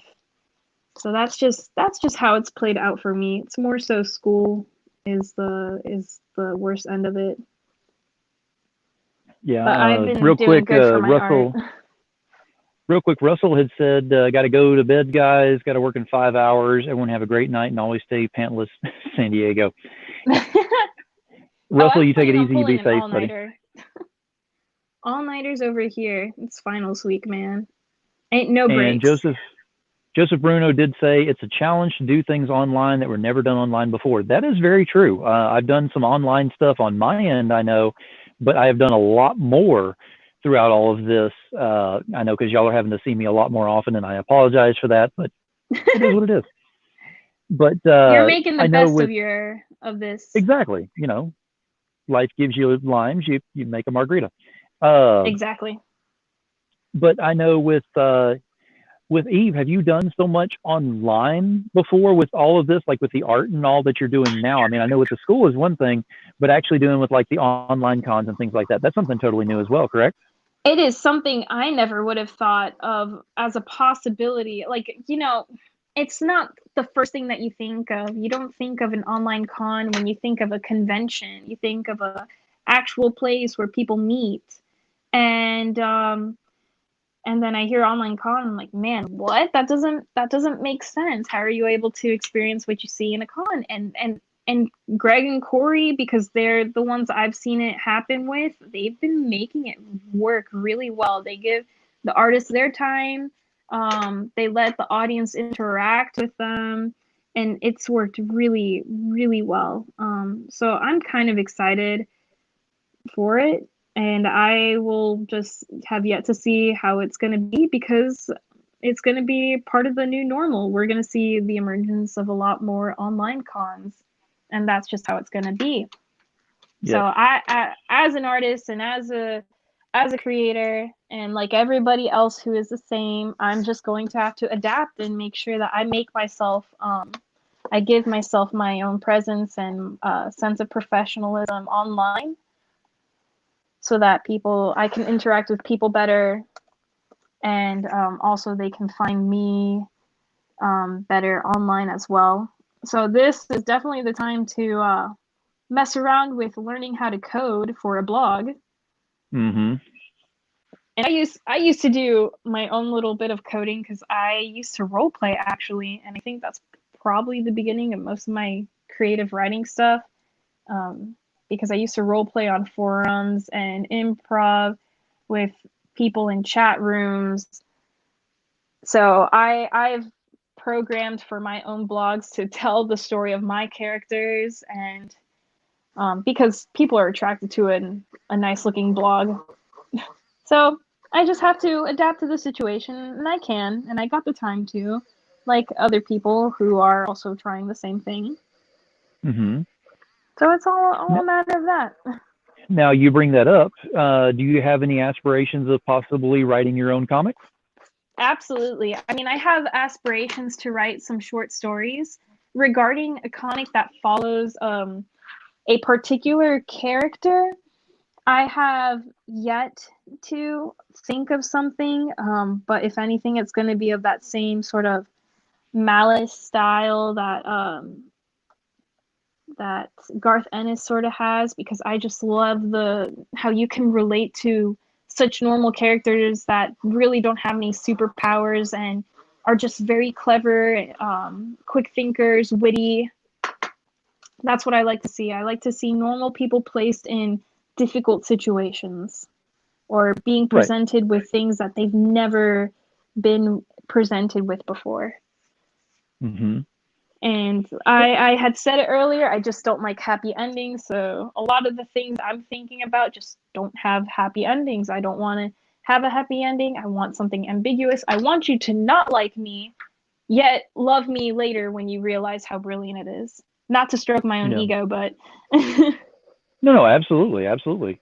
You always want to have it where there's some form of questions or some form of just with the jaw dropping at the end going, what just happened? Because that leaves you wanting more. That leaves you wanting to go ahead and get more of the series as it comes out. absolutely. And part of also being an artist is I've been told by actually many artists who are in the industry and do art, but also write some great stories. They said, and Greg, not Greg, sorry, Corey told me this too. Like, part of being an artist and being in this industry, you should start creating your own characters and your own stories. And I said, what? I just want to write other people's stories, and and Mm-hmm. and draw their stories out. But then I realized, like, man, I want my own creative freedom too. So I'd love to do that for people, and I'd love to do it for myself, and kind of have it sort of beneficial where people see my stories and say, man, I kind of want mine written like that, and help somebody write a story that could potentially be something really awesome. That's just how I see it. No, absolutely. Larry said, "LOL, I still role play. D&D Second Edition is where I started. Niobe began whenever I was 16 years old, role playing a game called Heroes Unlimited." Wow, Oh I no, remember my Heroes role Unlimited. play was I used to watch anime on like I don't even remember the name of the website anymore because it was definitely pulled down. But there would be chat boxes on the anime sites and I would engage in them, and then I realized like people were doing these little things where they would resemble their actions and with asterisks, and I'm like, what? And I ended up getting into role play there through Chat Tango.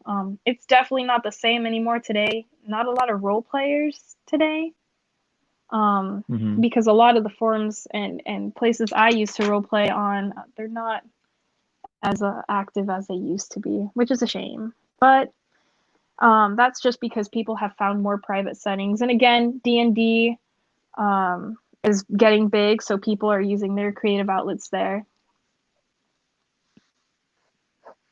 And that's how that's been. And Because Larry D&D is a says it was continuous called thing. Gaia. Gaia.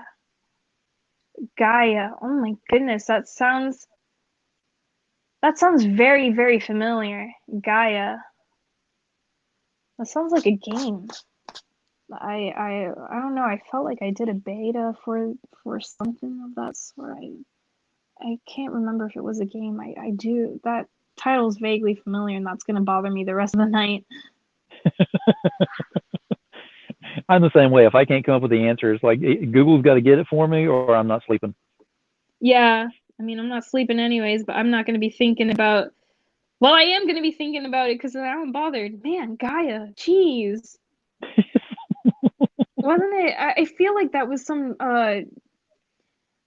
game that was made in China, and I played a beta for it, but I don't. Gosh, I don't even remember. Oh Larry said no, it no, was no, no. the anime site where people used it for RP. Oh no, I didn't. Nah, I didn't do that. It was just a anime like watching website. It wasn't even for RP. It just happened to Oh, have a okay. chat box where people talk there, and interesting stuff arose from that. But that's another story. Lewis says Gaia, the spirit of Earth. Yeah, no, now that doesn't sound familiar, but nah, I did all my role playing just on Chat Tango. When it was good, now it's not. Oh well. People grow, things grow. Just like MySpace used to be good, and now like you can't really find anything there. Oh yeah, MySpace was my jam back in the day, but yeah, that's no. No. And Tumblr used to be good, and now like Tumblr is another thing. Ooh. Next, we're gonna go for Twitter. I don't know if they start charging for Facebook. I see that one going down quick. Charging for Facebook, I don't think they would charge for Facebook. They make Oh, they've most of already had their that. Yeah, they've had that in talks. what? Now, with the current situation that's going on right now, put that all on hold. But right before all this happened, they were actually in serious talks about going ahead and making it a paid site, which would give you That more benefits nah. from it, but it's still paid. I'm like, oh, no, no, no. And I think that just could be because people are using Facebook as like a business platform. I that sort of makes sense, but no, paid website, dude, you make your revenue off of the ads that you play there. That doesn't unless they're trying to go Exactly. for like a premium version, like where you don't experience ads and all you have to do is pay like $2 a month to not have them there. That makes sense, but come on, guys, Oh yeah, really? Like you need the yeah. And money. there's too many of us on here that we would step off and make our own Facebook style site anyway, so it doesn't really matter. Oh my gosh, yeah. People are brilliant like that. Today's people are just brilliant. Oh yeah, well, not just the regular people and everything, but I mean, if I were to hand my phone over to my girlfriend's 12-year-old son and say, hey, look, I can't figure out how to get in these apps, can you figure it out? I guarantee you 5 minutes later, he'd have me into everything I need to get into and remember all my passwords that I forgot. It's just that's what they do nowadays. Oh yeah. They're well above me. Me, I'm not that tech savvy, and I kind of feel bad, but at the same time, I don't. I Sometimes mean, I I've wish learned I quite a bit. was. Yeah, I mean, I've learned quite a bit in dealing with all of this and having to get online more often with this. And I know pretty much a lot of a lot of people have been the same way. But it just amazes me on how the younger generation just automatically know how to use a cell phone or a tablet or a computer better than I ever will. It's kind of scary, to be honest. I have a 4-year-old little brother, and he already knows how to navigate through a phone, like a phone, and get to his Hot Wheels game. Now that's terrifying to me, and I just feel like, oh man, this is what's leading to the decline of like creativity. That's just how I feel about it, because I owe a lot of my creativity to just being curious, and yet, yeah, having a phone and having the access to internet helps it, and discovering different art, but also just experiencing life and looking at what's going on around you really boosts that creativity, and I'm just nervous of not being able to see more of that from younger people, and what you're going to Exactly. see is just things that you can't relate to, that people have been um, looking at stories ever since the 80s or 90s, and I feel nervous that you're not going to see that same sort of creativity again. Exactly. It's all going to be based off of a crutch that those people have set, but people have been polishing. Oh yeah. I mean, it's absolutely true. I mean, it's sad but true. Yeah, that's the way they're going with that. But Jim went ahead and posted up on here. We will create a new social media and call it Clowning Around. Oh my God, stop it! That's going to be the name of your YouTube page. Don't don't insert your fantasies onto what could be our next business platform. He has got so many ideas. Trust me, a lot of these things will start taking fruition, and it's gonna be one wild ride whenever it starts happening too. Oh, trust me, I've already witnessed part of it. I actually, it's so refreshing, because I feel like, and this is just coming from me, from the people I talk to. I feel like that energy really just, that same energy that Jim goes about talking to somebody about his new ideas, and they sound like so strange and weird. Like, dude, what? I feel like that's always been me with people that I've been talking to. Like, check this idea out. Think about this, and this, and they're like, dude, that's weird, and you're kind of weird for making it sound weird, because I'm enthusiastic about it at the same time. Like, oh, okay.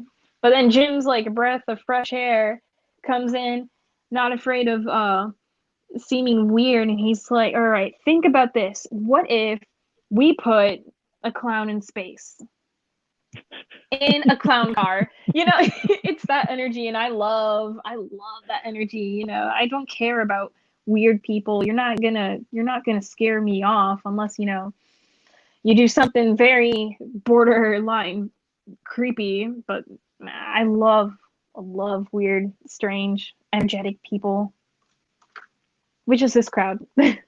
Oh, definitely, most definitely. Yeah, we have a little bit of a twisted nature about us, just little. And I love that. No, it's a good group. We all get along really well and have a lot of fun. And there are definitely a lot of people who are interested in what you're working on, not necessarily just tonight, but just in the future and all as well. And trying to gauge, what your parameters are and where your wheelhouse is. So that kind of brings up, as far as your wheelhouse is concerned, what what has been one of the characters that you have not worked on that you definitely want to work on? Lady Death. Lady Death. Lady Death. I'd love to do some Lady Death stuff. Oh my gosh. I want to bring back what she used to have, what Hughes brought, that spice of life, what Ivan Reese brought. those were the best designs, and they were powerful, man. They did some sexy stuff for that.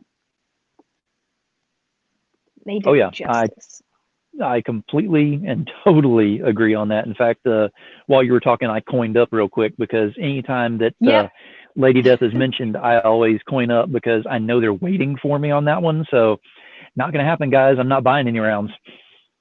No, I have yet to get my coins and waste away my part-time job money on Lady Death merch, especially on that figurine that they're gonna be dropping. Ooh. Oh yeah, oh yeah, Oh man. yeah. That's going to be a big one. That's going to be dropping on that, and they're actually doing the action figure and the statue. Because they Yep. released the thing on the statue that's been going over. I think the past couple of days, Brian's been putting that all over the place, and yeah, there's jewel rags left all over the place from that thing. Oh yeah. No, I'm excited to see it. Um, I So if wish you it were just to had do, that Hughes vibe, but I ain't picky. yeah, but if you were to actually do something from Lady Death, we're speaking hypothetically on here. If you were to do something, would you want to do specifically Lady Death? Would you want to do another character that's involved in there per se, or would you want to go ahead and do like a grouping of them? How would you want to do that? Honestly, whatever Brian would give me, I would do gladly.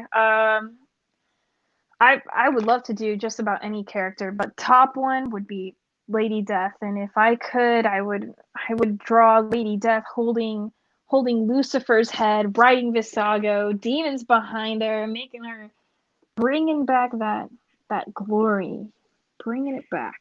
That's what I would love to do If because that's just any what I of want to you see. have Exactly. If any of you have a blank Lady Death out there, which I know is hard to come by, if you have a Lady Death blank that you just do not want, if you want to send it over to me or send it directly over to Eve, I'm going to get her to do that for me because I want to see that. Bro, I would try my best. It's a blank, so I would pack in as much as I can. I've been working on some blanks and I'll feature them. They're currently sketches right now. I would love to get them inked, but this one is something else that I've been working on. It's a Oh, hang clone on. conspiracy, and I've got uh the Green Goblin on the cover. I got Electra, I got Doctor Octopus, and it's a wraparound cover, and on the back it's Spider-Man crashed against a brick building. And I think my emphasis was more on Green Goblin on the cover because I just like those exaggerated facial features. So I'm gonna try to do more covers like this that wrap around, and That looks that's great. how I would approach something that detailed. Yeah, that definitely looks great. Thank you, thank you. I just Now, like I'm saying, like just gotta improve from here on out. Larry says that he too has the challenge coin, and then his next statement he says, "And if I ever go to a con in the States, it will come with me." Good call, Larry. And he also said that he backed the Lady Death card game. So did I. And I'm going to tell you right now, I will get to play a game of the Lady Death card game against Lady Death herself, Kara Nicole. She accepted my challenge. So she and I will go head to head. I will be battling Lady Death in a card game. Oh wow, that's kind of badass. Yeah, I'm kind of worried about if I actually start winning because, is she going to like melt me right there or what's going to happen? You're Hey, gonna what a you're way to gonna be go. in for it for sure. What a way to go. Yeah, just soiled it. We will definitely have fun with that. But yeah, Larry, we're definitely going to we'll have to figure out a way. We'll get you down this way and we'll get a game going on that as well. Because since I'm going to have the game, I'm going to have people to play it as well. So I think we might have some willing participants, within here and some other people that'll be watching this. I know I would. If they had sold the card game like in the comic shops, but it was a Kickstarter, so I mean, can't blame them. What I really wanted was the Coffin Sworn baseball cap. That was something I really, really wanted. Uh-huh. I've been like posting on their Instagram like, hey, bring back the comic Coffin Sworn baseball cap, because if you bring it back, bro, I swear I will buy it. Mm-hmm. I I just agree. like the And logo and how loud it is. yeah, I completely agree on that. It's the they did it and then it was gone. It was like it was only on for a very short amount of time and then it was gone. And I think that that's done on purpose because they like doing the things where they put it in the quote unquote vault and then they bring it back later on. With the apparel is a little bit different though. So I'm hoping that they are actually going to be able to bring that back, which would be great. I'd love some Lady Death apparel. I need to sport my queen. Hey, you need to go to Swornfest next year. Swornfest. I've been I had Justin tell me that. He said the tickets are so worth it, and I said, "Man, I bet they are worth it." But as of right now, um, just your average, friendly neighborhood college student, same college struggles as everybody else, and I work part time. You say that now, but if I go to Swornfest next year and I see you there, I'm going to remind you that on April 27th at this time, we had this conversation and you said you were the average, ordinary, regular Spider-Man type person over here. And here Yeah. you are at Swornfest. So I will remind you. No, that'd be badass. That'd be badass. Oh, I Larry's have. throwing down the challenge here.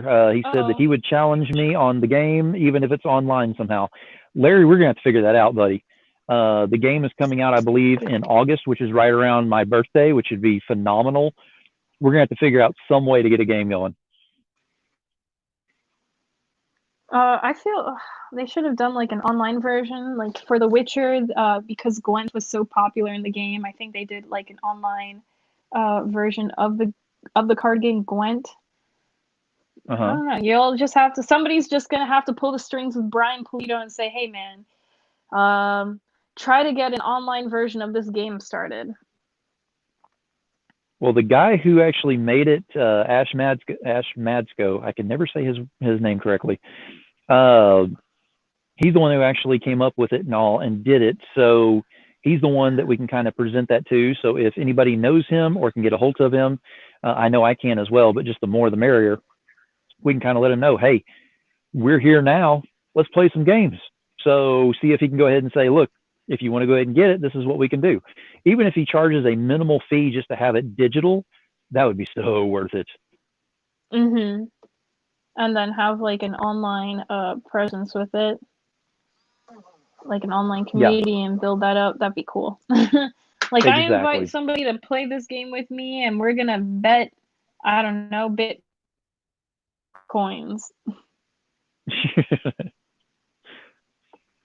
Hey, One right now I'm Bitcoin starting to per think that game. the Lady Death currency, the wooden nickels and the dollars and everything they're doing right now, I think that's going to be the best form of money we got coming out whenever the smoke clears here.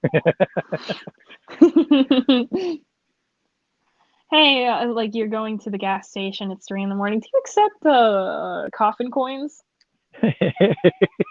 There's a wooden nickel and you keep the change. Yeah, like I'm just here to buy a Fanta. That's it. And keep it. It's worth something, but I'm that hungry.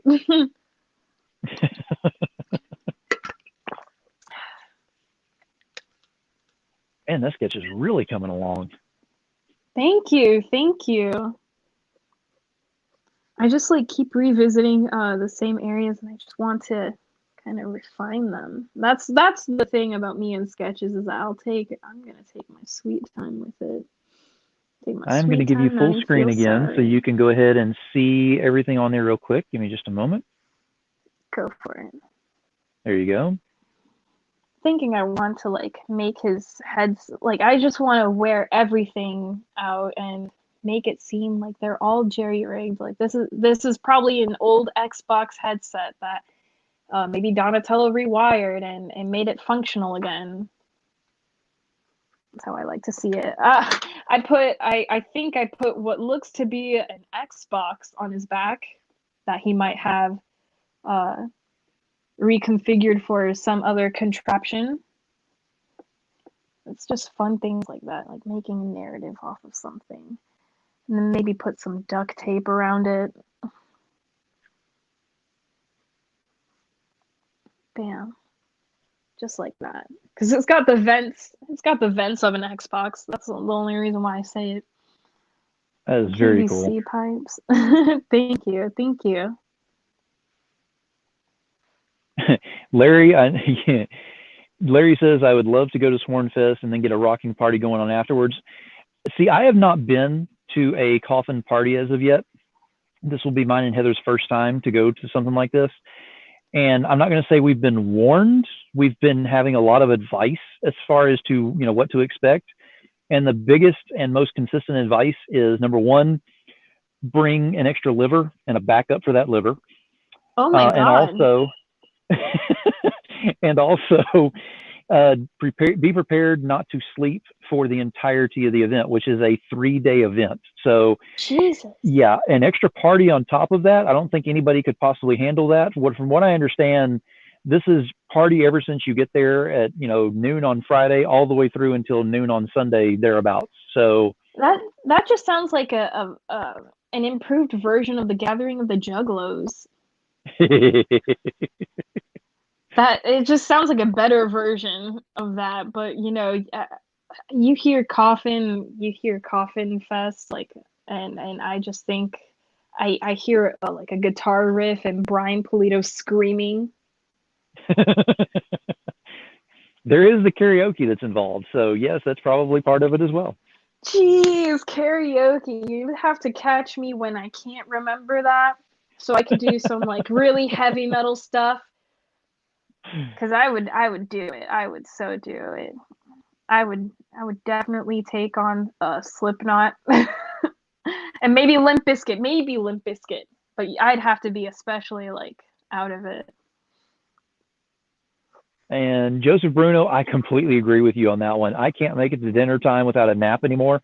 So I don't know what I'm going to do whenever Heather and I go next year, because it's going to be very different going to this thing, because as I understand it, it's kind of one of those things whenever you go to a regular party back in high school and all, and if you're the first one to fall asleep, what happens to you?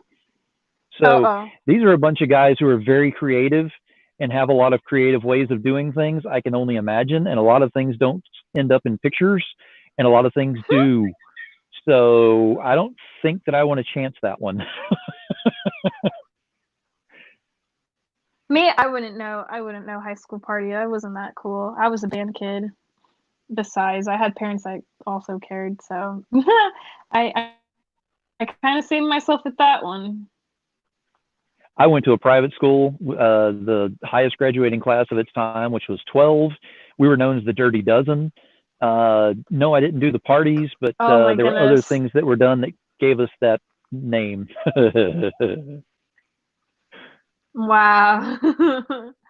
I didn't get this name Demon Phil for nothing.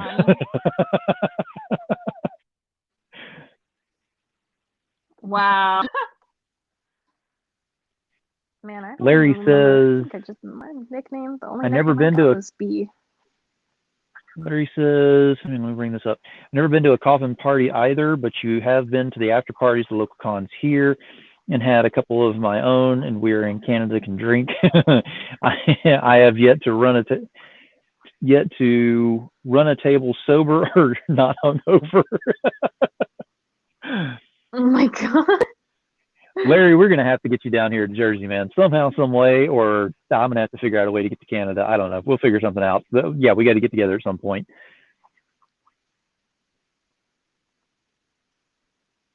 I would have thought that like the after party was something very relaxed, like cigars and liquor, but I guess not.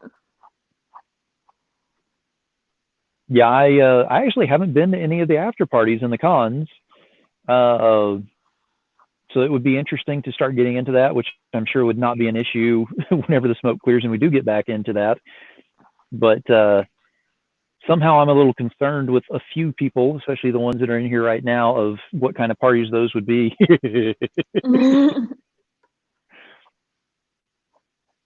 Yeah, I've never done con parties, like after parties and the ones that they host. I just thought like, oh, it's gonna be a bunch of weebs gathered around and but I guess it also depends on the con that you go to and the after party that they have. True, true. Or whoever's hosting one. Well, it's like, I mean, honestly, I would love to be able to host a con here in this area, but have it for, I still haven't figured out the exact name. I'm working on some things on there, but I want to have something where it's like the outlaw comics can come here. So those comics that are usually put in the bad boy corners of all of these cons, they're actually going to have front row tables. And it's going to be widely known that it is 18 and older to come in here to these cons, but we finally get to have everybody all together in one con. I think that would be a blast. That would be so fun because like you get rid of the younger sort of immature kind of group of kids. Yeah, that would definitely be a lot more fun and a lot more chill, a lot more expressive. For sure, certainly very much more expressive. That sounds a lot of fun, actually. And see, Jim, this is the reason why we can't call it that. Because if I call it Pantsless Con, that is a whole different con that usually happens in Vegas, I'm sure, at some point, somewhere along those lines. And we don't want to put that kind of, persona on what's happening at this con. It's about comics not being pantsless. So there is that. And Joseph Bruno says he did one party, and then Seymour, which is his grandson, went with him and learned that he can't hang with a 13-year-old.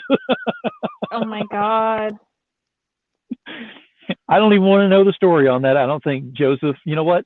Whenever the smoke clears and we get back together and we're face to face, then I want to know that story. That's whenever I want to know it. That definitely sounds like a fun story. Larry says at one party he was suplexed by a local female wrestler in the living room of the host. It was great. Wow. I would assume that's great. That just sounds like it's up Larry's alley, so I kind of just don't doubt him. Yeah, exactly. Lewis says 18 and up, that way you don't have to hide the naughty variants. That is very true. There will be no naughty variants with little black stickers all over them and whatnot, or full black covers.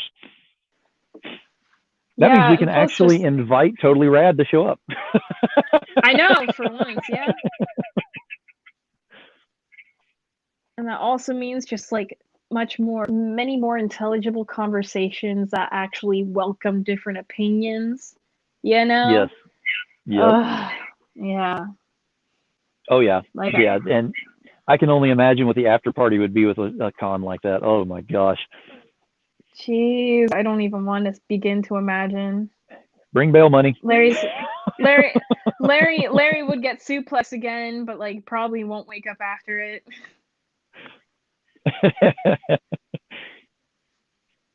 Oh, we would have so much fun with that. We definitely have got to make that happen. I know the stir crazy is starting to kick in and all, but this is also the way that we normally think. We're just letting our inner voices out during this time. Oh, yeah.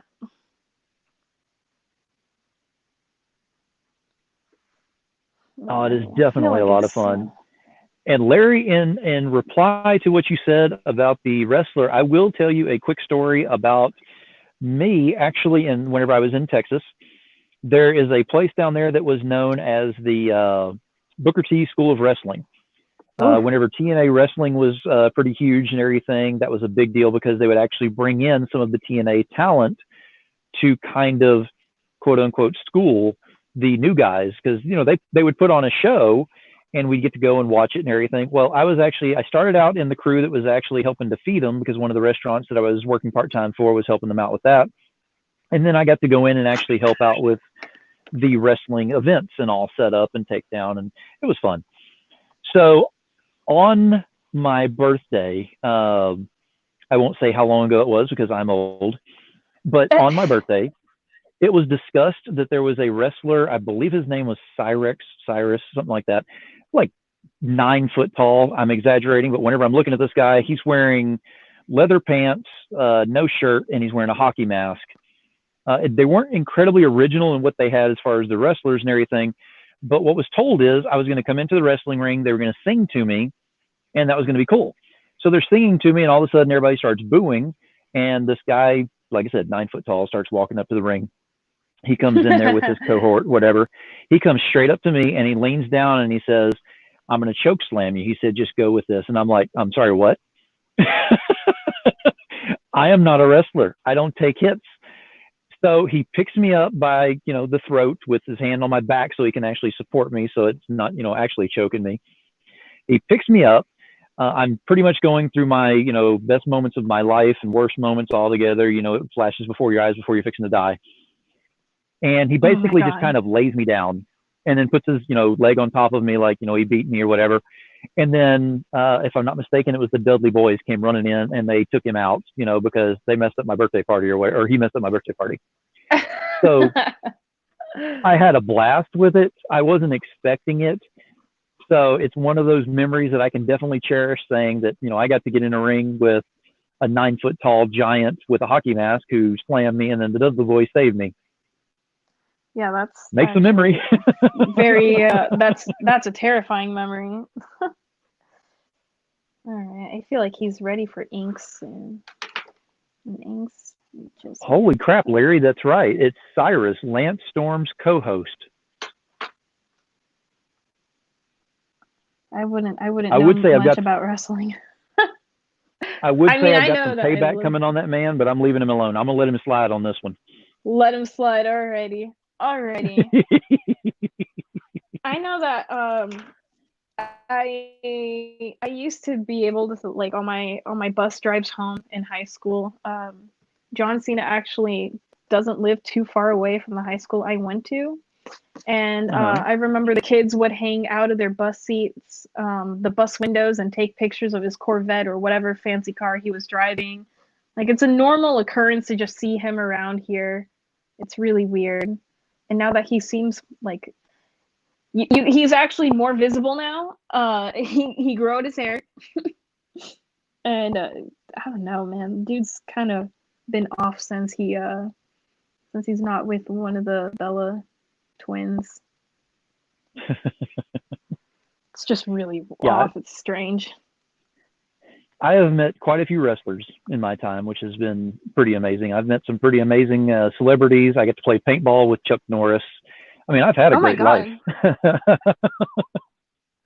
That's terrifying. You accepted an invite to play Chuck Norris? Chuck Norris. It was. I'm going to clarify because I'm not stupid. It was a scenario paintball game, which means it's a 24-hour scenario. And actually, we were on the opposite side of Chuck Norris. And since our team actually helped to build the field that we were on, we went to Chuck Norris, with the white flag showing and everything, and said, "We're on the wrong side." And he said, "Well, that's obvious. I see the colors." And I was like, "Well, you need to go ahead and call the game master and let him know." And he's like, "Well, what is that going to do?" We said, "Well, call the game master and he'll definitely let you know." So he contacts him up on the radio and he says, "I got these guys over here, Team No Remorse wants to go ahead and switch over. What do we do?" And the game master is like, "Well, if you want them, you can have them. I mean, it's great because they'll move over." And he was like, "I don't know what kind of pull you guys have got, but you're on my team." And he's like, and we're like, "Well, that's better for us then." Oh my Lord. Oh yeah. That is crazy. You don't play against Chuck Norris. That's just not an option. That's you're asking for it. You're gonna get yours if that's what you plan. Exactly. We've got a new person in here, Grit and Guts. Says hello. Hey, welcome for coming in. Hello. Welcome this fine morning. Jeez. We are actually doing a live draw, or we talk comics every once in a while, I swear, but we're doing a live draw right now with Eve, and she is working on a Donatello turtle sketch here. And actually, let me go ahead and give her the full screen so you can see that. Yeah, because just for tonight, it's going to be the sketch, and then I might go live maybe the next day and do the inks, because I know that's what people are wanting to see. They want to see the finished thing. and I'm like crazy to get started on the inks. My dude, I need to step back so I can take a look at what I've got here. So far, so good. And plus, you'll be able to see what I've got too. Yeah, that looks great. Thank you. Then I can really hash in those details with the ink. So far, everything seems a little muddled, but it'll look cool once it's got some colors. Oh yeah, I can definitely see everything happening here.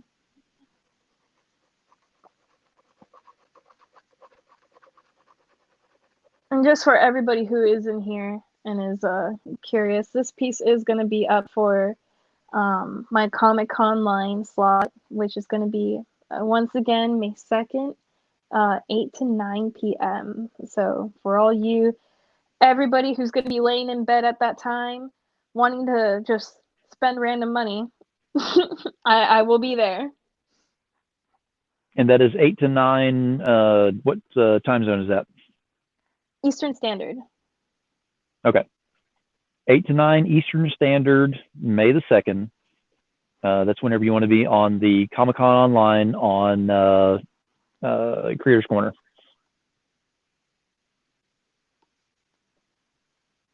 Plus, we should be anticipating some interesting conversations within that hour's time slot, too. And just absolutely, cool stuff. Absolutely.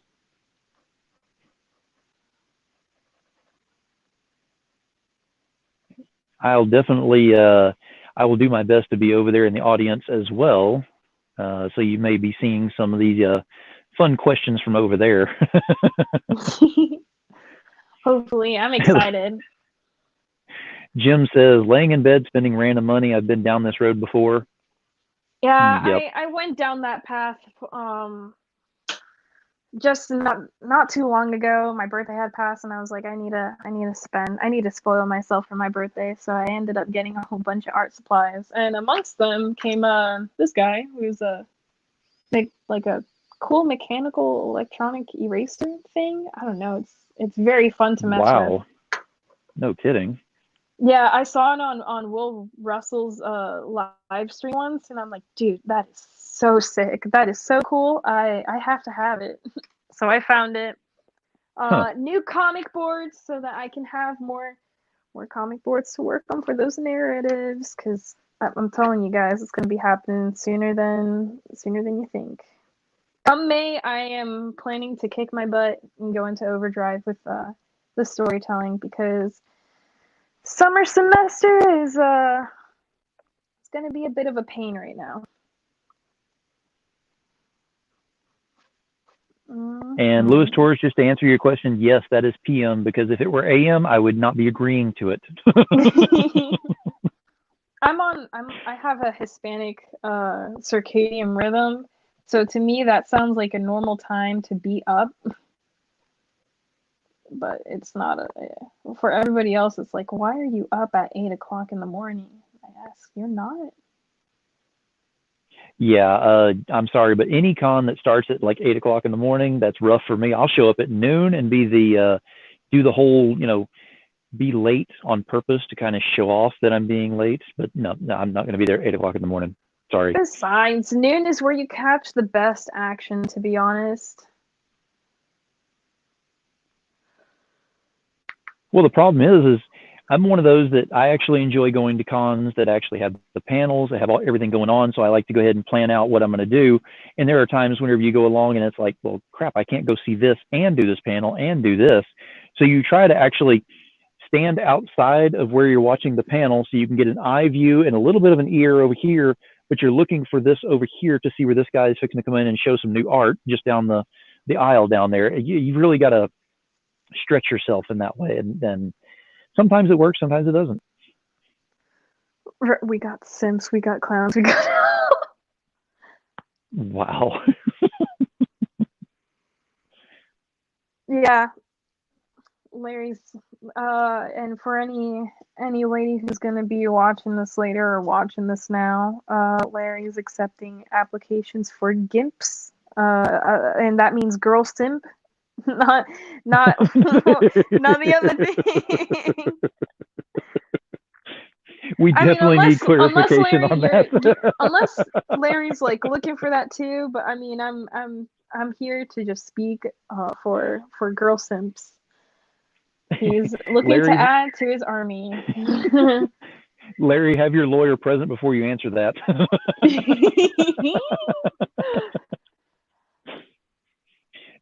Joseph says, yeah, but at 8 o'clock when it opens is whenever you get good photographs of the vendors.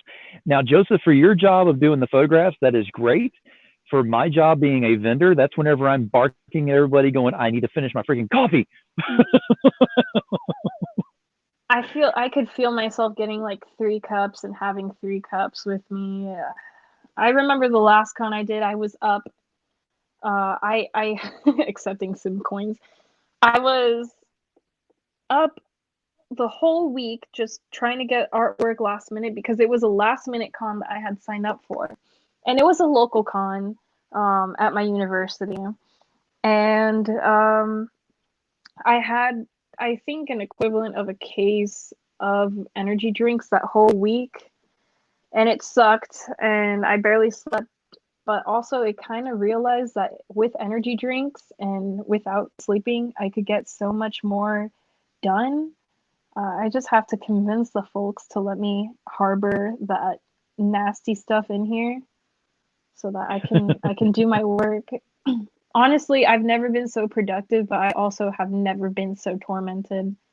Being up with energy drinks is like the worst thing. It's sleep paralysis, but you're not sleeping. You're just paralyzed. You're just basically living a Francis Bacon painting where he illustrates all of your existential fears. That is the best way I've ever heard it put out there.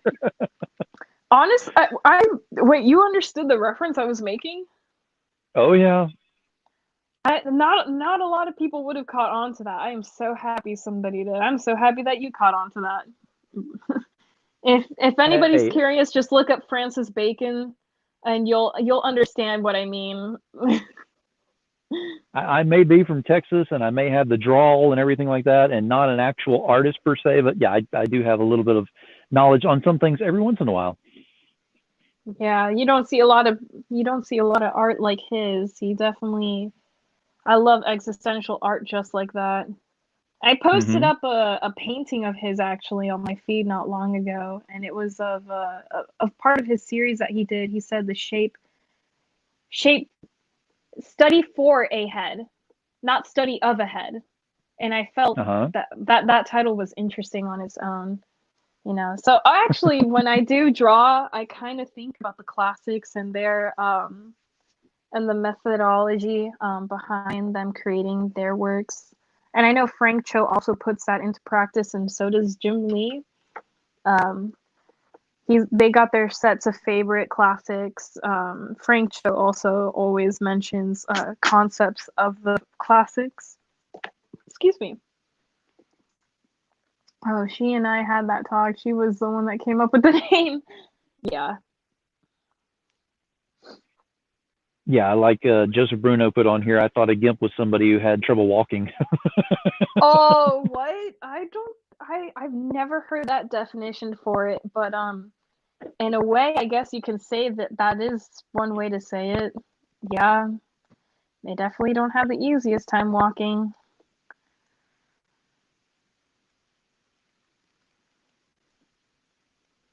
One of those rainbow strips over here. We're just gonna randomize this at this point. Maybe we'll reveal some batteries back here. Now, I'm watching as you're going through this. It looks like you're putting most of your focus right there on the face, which is going to be your focal point, correct? Yes, kind of. Yeah. Okay. What are you using as your focal point? Are you using anything in particular or just kind of? Nothing in particular, but the face is, yeah, the very center of the page. So I would say it is the face because when you kind of measure it out, here's the bridge of the nose, there are the eyes. Yeah. Yeah. Just about, yeah, it is just about the face.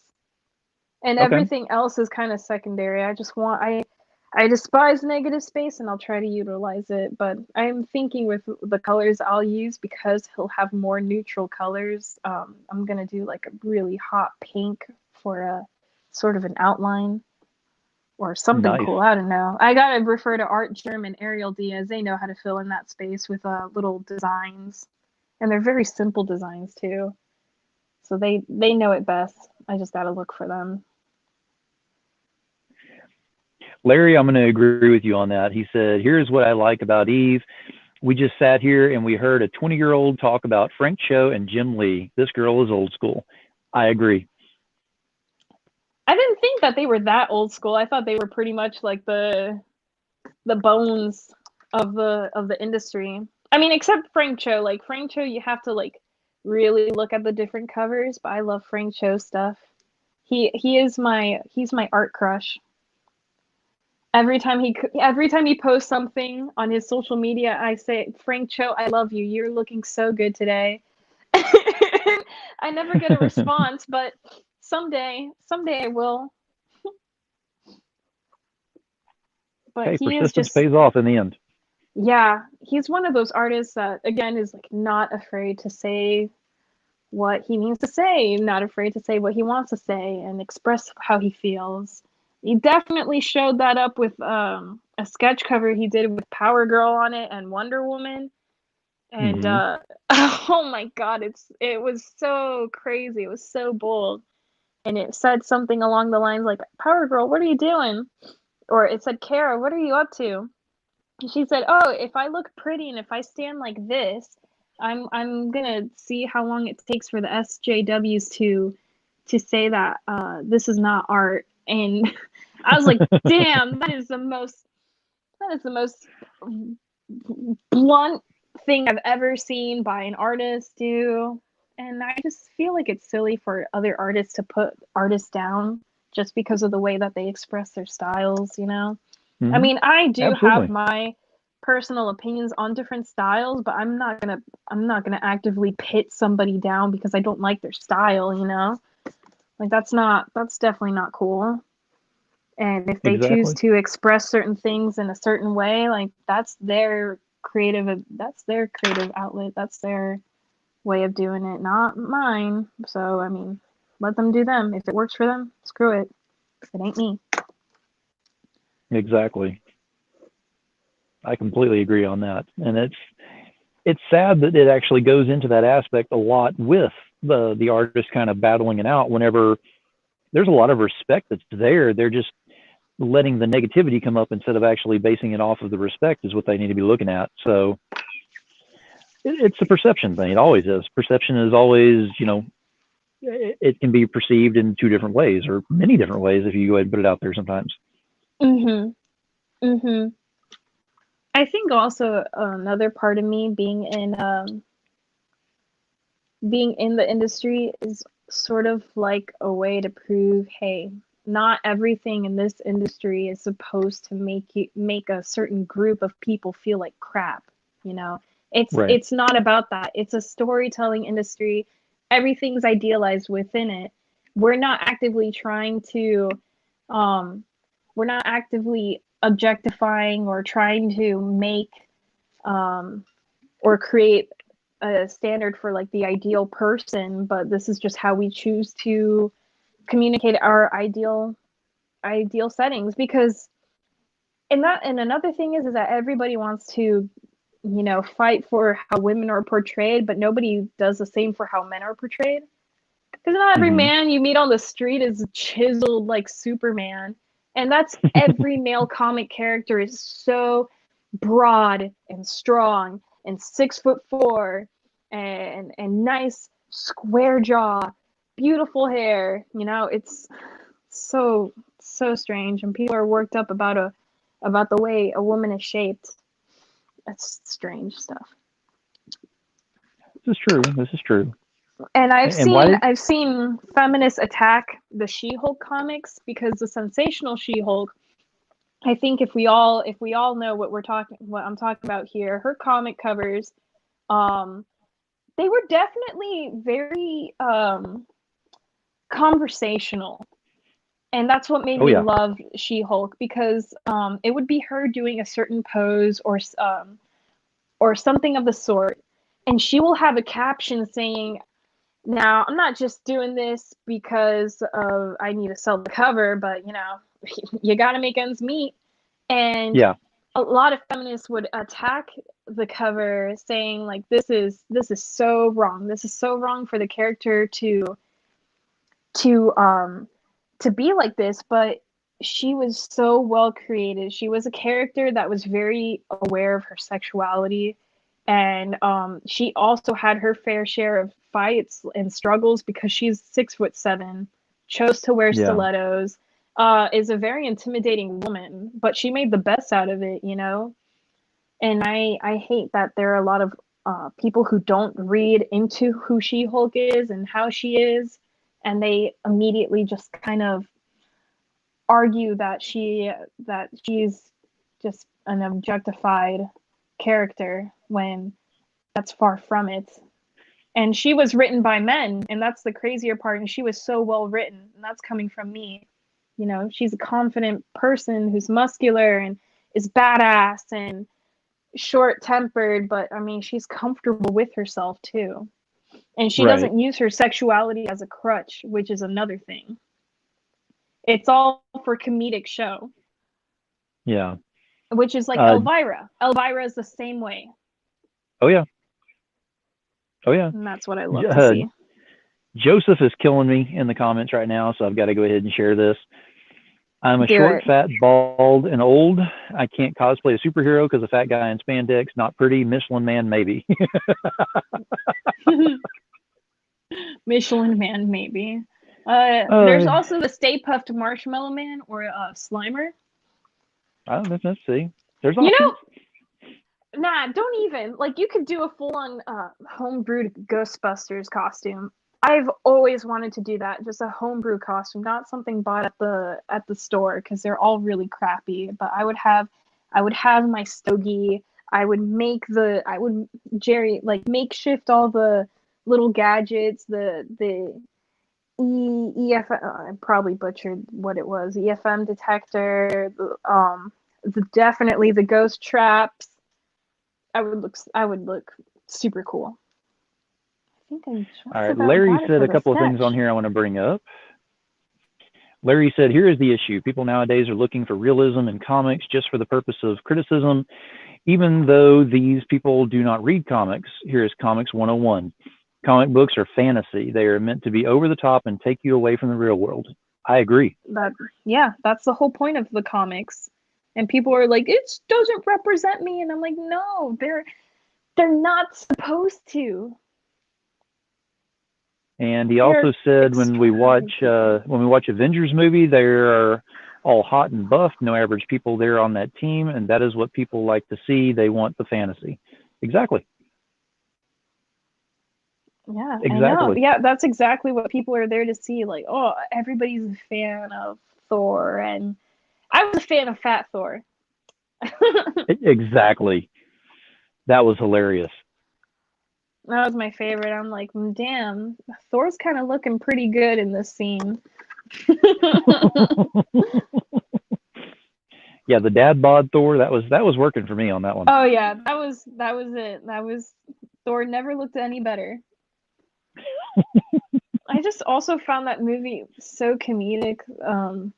Just like how they were watching Thanos sitting on a stone. They're like, what is he doing? He's just sitting there menacingly. Mm-hmm. That was a great There's movie. there's too much. I was actually on a panel about a week ago, and we were talking about whenever you're writing something, or whenever, in my case, because I'm a fan more so than a writer, whenever you're reading something, do you see it Mm-hmm. more of a script where they're trying to just go ahead and present a point, or do they have an agenda? That made me start really thinking after doing that panel, because you see a lot of these comics that definitely have the agenda. And then, of course, the movies that follow definitely have the agenda as well. So, in going with the perfect body and things like that, there's an agenda there. It's not a, we're going to throw this out here as this could possibly be the super team this way. It's like, this is what you're supposed to look like to be on the super team. No, no, we're not. I always thought that way about. I was looking at a picture of a bunch of DC heroes lined up, and everybody was looking cool. But I was looking at the women specifically, and I noticed they had the same face shape, same body type, Hmm. same breast size. And then I made a joke on the post. I I said, saw that. "Is Yes. there a particular cup size you have to be to join like the DC comic realm or something?" And the comments were hilarious. They're Exactly. like, "I think you need to either be a D or a C. Take your pick." Exactly.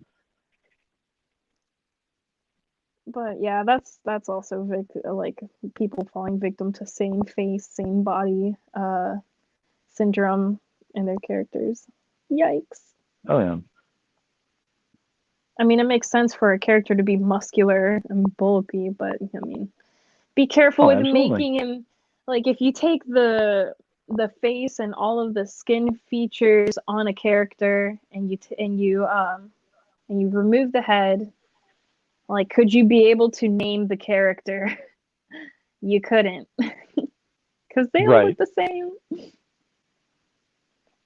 No, I completely agree, and that's why I'm not going to name any names, but the most nefarious Captain America cover by a certain artist because of all of the over accentuating on chest, shoulders, arms, and the Oh head was my itty bitty. gosh. Yeah. Oh, he's great. So, but that was one of those things where it was like, that's your superhero. That. What just happened? It's like a shrunken head convention with Arnold Schwarzenegger with extra steroids. I don't know. I don't even know if there could be extra steroids for that, but it was just way over the top. But If I could commission that artist to draw me something, I'd ask him to draw me a foot. That's it. That's all I want. Artist, draw you me a do know foot. who I'm talking about. Good. Yes, I love looking at his art when I'm feeling low. I mean, not to judge it. I mean, the man is very successful. He's very up there. Right. Um, he's gone this far, but if I could have a commission by him, it would absolutely, without a doubt, be a foot. That would be great. I would love to be in line and back there behind you, waiting for you to go ahead and ask that, just so I can record it the whole time. I just want to see the expression and everything. He'd probably say, "I can't do that commission request." Like, what's your price? What's your price for it? And he'd say, "Nope, just can't do it." It's probably on his list that he can't do. Did I say that out loud? That is so unlike me.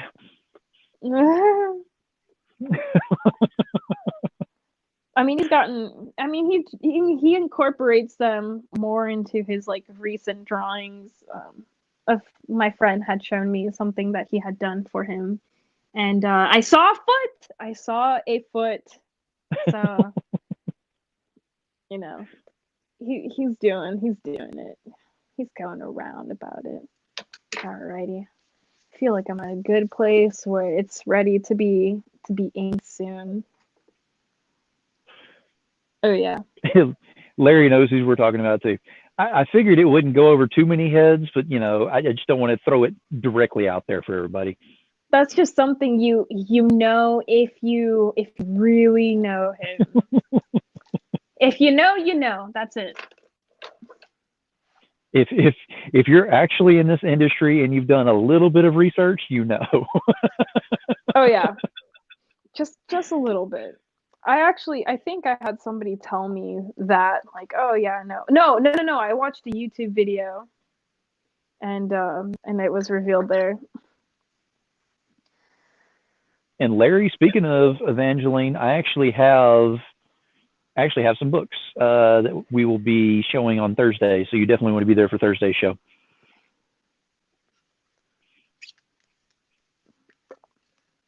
Oh yeah, Larry, you're at work. I was about to say you're such a night owl, but mm. Oh, he is. I mean, I'm surprising myself and surprising others because I'll be on here and I'll run into certain people and they'll be like, "What are you doing up so late?" And I'll be like, "Oh, what are you doing up so late?" I know. Me, my sleep schedule of what I also like about the art life is my schedule is just it's never the same day to day. So I'm definitely gonna be up because finals and sequential art. Hmm. Gotta love college, man. Gotta love it. What's good is Well, that I've been taking a break from college and I've lost weight because I'm not eating Panera and Panda Express. that is true. Yeah. That is definitely true. Not eating the stuff that I used to eat either by any means. In fact, I'm going to go ahead and say it's sad but true, but it was a couple weeks back. I actually broke down. I had to go out to do a quick grocery run anyway because we're trying to do like every 2 or 3 weeks only. And I happened to Right. go by the store and Taco Bell was open and I broke down. I had to do it. I went through and I bought like a 12-pack party box of tacos and a couple of Oh other my things. gosh. And I came back and Heather and I had them down here in the basement and we were just, I'm just going to tell you, there are nature documentaries that did not look as bad as what I was doing to those tacos at that point. It was like, oh my God, I haven't had you in so long. Untamed and uncut. Y'all remember that show? They don't show that anymore unless it's like 4 in the morning and you just happen Exactly. to catch it. There we go. Now everybody can see my face. Hey Exactly. guys. Oh, she has a face. Look at that. I have a face. I have a face. It's not polished right now, but I have a face. Well, that's okay. My hair's all messed up, so you're okay. I actually understand that if I were to let go of what's holding my hair back, it's just gonna stay there. And it's not that it's not that I have product in there. It's just that it's so stiff. It's so coarse. Oh Well, my I mean, gosh. I have had a great time having you on here tonight. I hope you've had a blast being here. I know we've had a blast with everyone who has stuck it out, and thank you for being here and Pretty much, yeah. having fun with us. Do you want to go ahead and give us last audible shout on where they can find you before we go ahead and take off? Obviously, if you're on Facebook, you can find me either by my actual personal profile, which is always around, or my art specific Facebook page, which is Ivanette.Rivas.illustrations. You can find it at that at I'm most active on Instagram, and I believe the link is also tagged in the description. For any inquiries, you could just always message me, and I'll try to reply. If I don't take it personal. But I'll always be on top of it. Instagram's where I first post my stuff, and it goes to Facebook. So if anything, it's best to check there. And then And I will also have, oh, go ahead. once more, I'll Mm-hmm. be on my spot for Creators Corner Comic Con line. There's a really sexy lineup. Like John Boy Myers is gonna be there. Oh my goodness, it is so early in the morning that I'm forgetting names. Mike Mayhew is gonna be there. Ariel Diaz is gonna be there. Like a whole bunch of cool people are gonna be in this lineup, and I'm really lucky to be considered part of it. I will be there May 2nd, 8 to 9 p.m. That will be my time slot for you to just Excellent. come by, make jokes, say hi, whatever. Hey, be careful what you wish for. I'm gonna have to give Jim a warning. And Larry, I'm watching you, you simp. He just loves to crack that joke all the time. Oh, yeah. But we've had a lot of fun, and thank you for being here. And I would like to do this again if everyone else would have no problem with me bringing her back on. We can definitely do this, and we can definitely have some impromptu talks that we can do as well. I think that'd be great as well if you're interested in doing that. Oh, definitely. I definitely had fun this evening. Now we're just Excellent. gonna have to prepare with like coffee and Red Bull for next time, and then we'll just go live for the whole 4 hours. Screw it. Screw the sleep. We'll do a 4 hour live because that's all that they'll allow on Facebook. Absolutely. Sounds great to me. I will make the coffee for that. Oh yeah, I'll make sure I have the energy drinks smuggled in here. Well, thank you for being here, and I am definitely looking forward to having you on again. And you have a great evening and be safe over there. And I will be seeing you again here very soon. All right, thank you for having me. Appreciate the time. Appreciate seeing all of your lovely faces. Not really faces, but your comments and the unlovely ones and everything in between. Very fun time. All right. You have a great evening. All right, thank you. You too, Phil. All right. So we had Eve on here doing her live draw. She got most of the Donatello Turtle sketch done on there, which is looking amazing. Cannot wait to see the finished product on there. Like she said, she will, knowing her, she will be doing a live draw where she finishes it up doing the inking and all. So you definitely want to pay attention to that. I will message her and let her know that we want to go ahead and get tagged in there so we can go ahead and see it. Thank you, everyone, for showing up tonight. We had a blast doing this. I hope you did as well. And as long as you're having fun with this and want to keep going, I'll keep going with it. So, Demon Phil, Comics from More New Jersey. Keep it indie, y'all.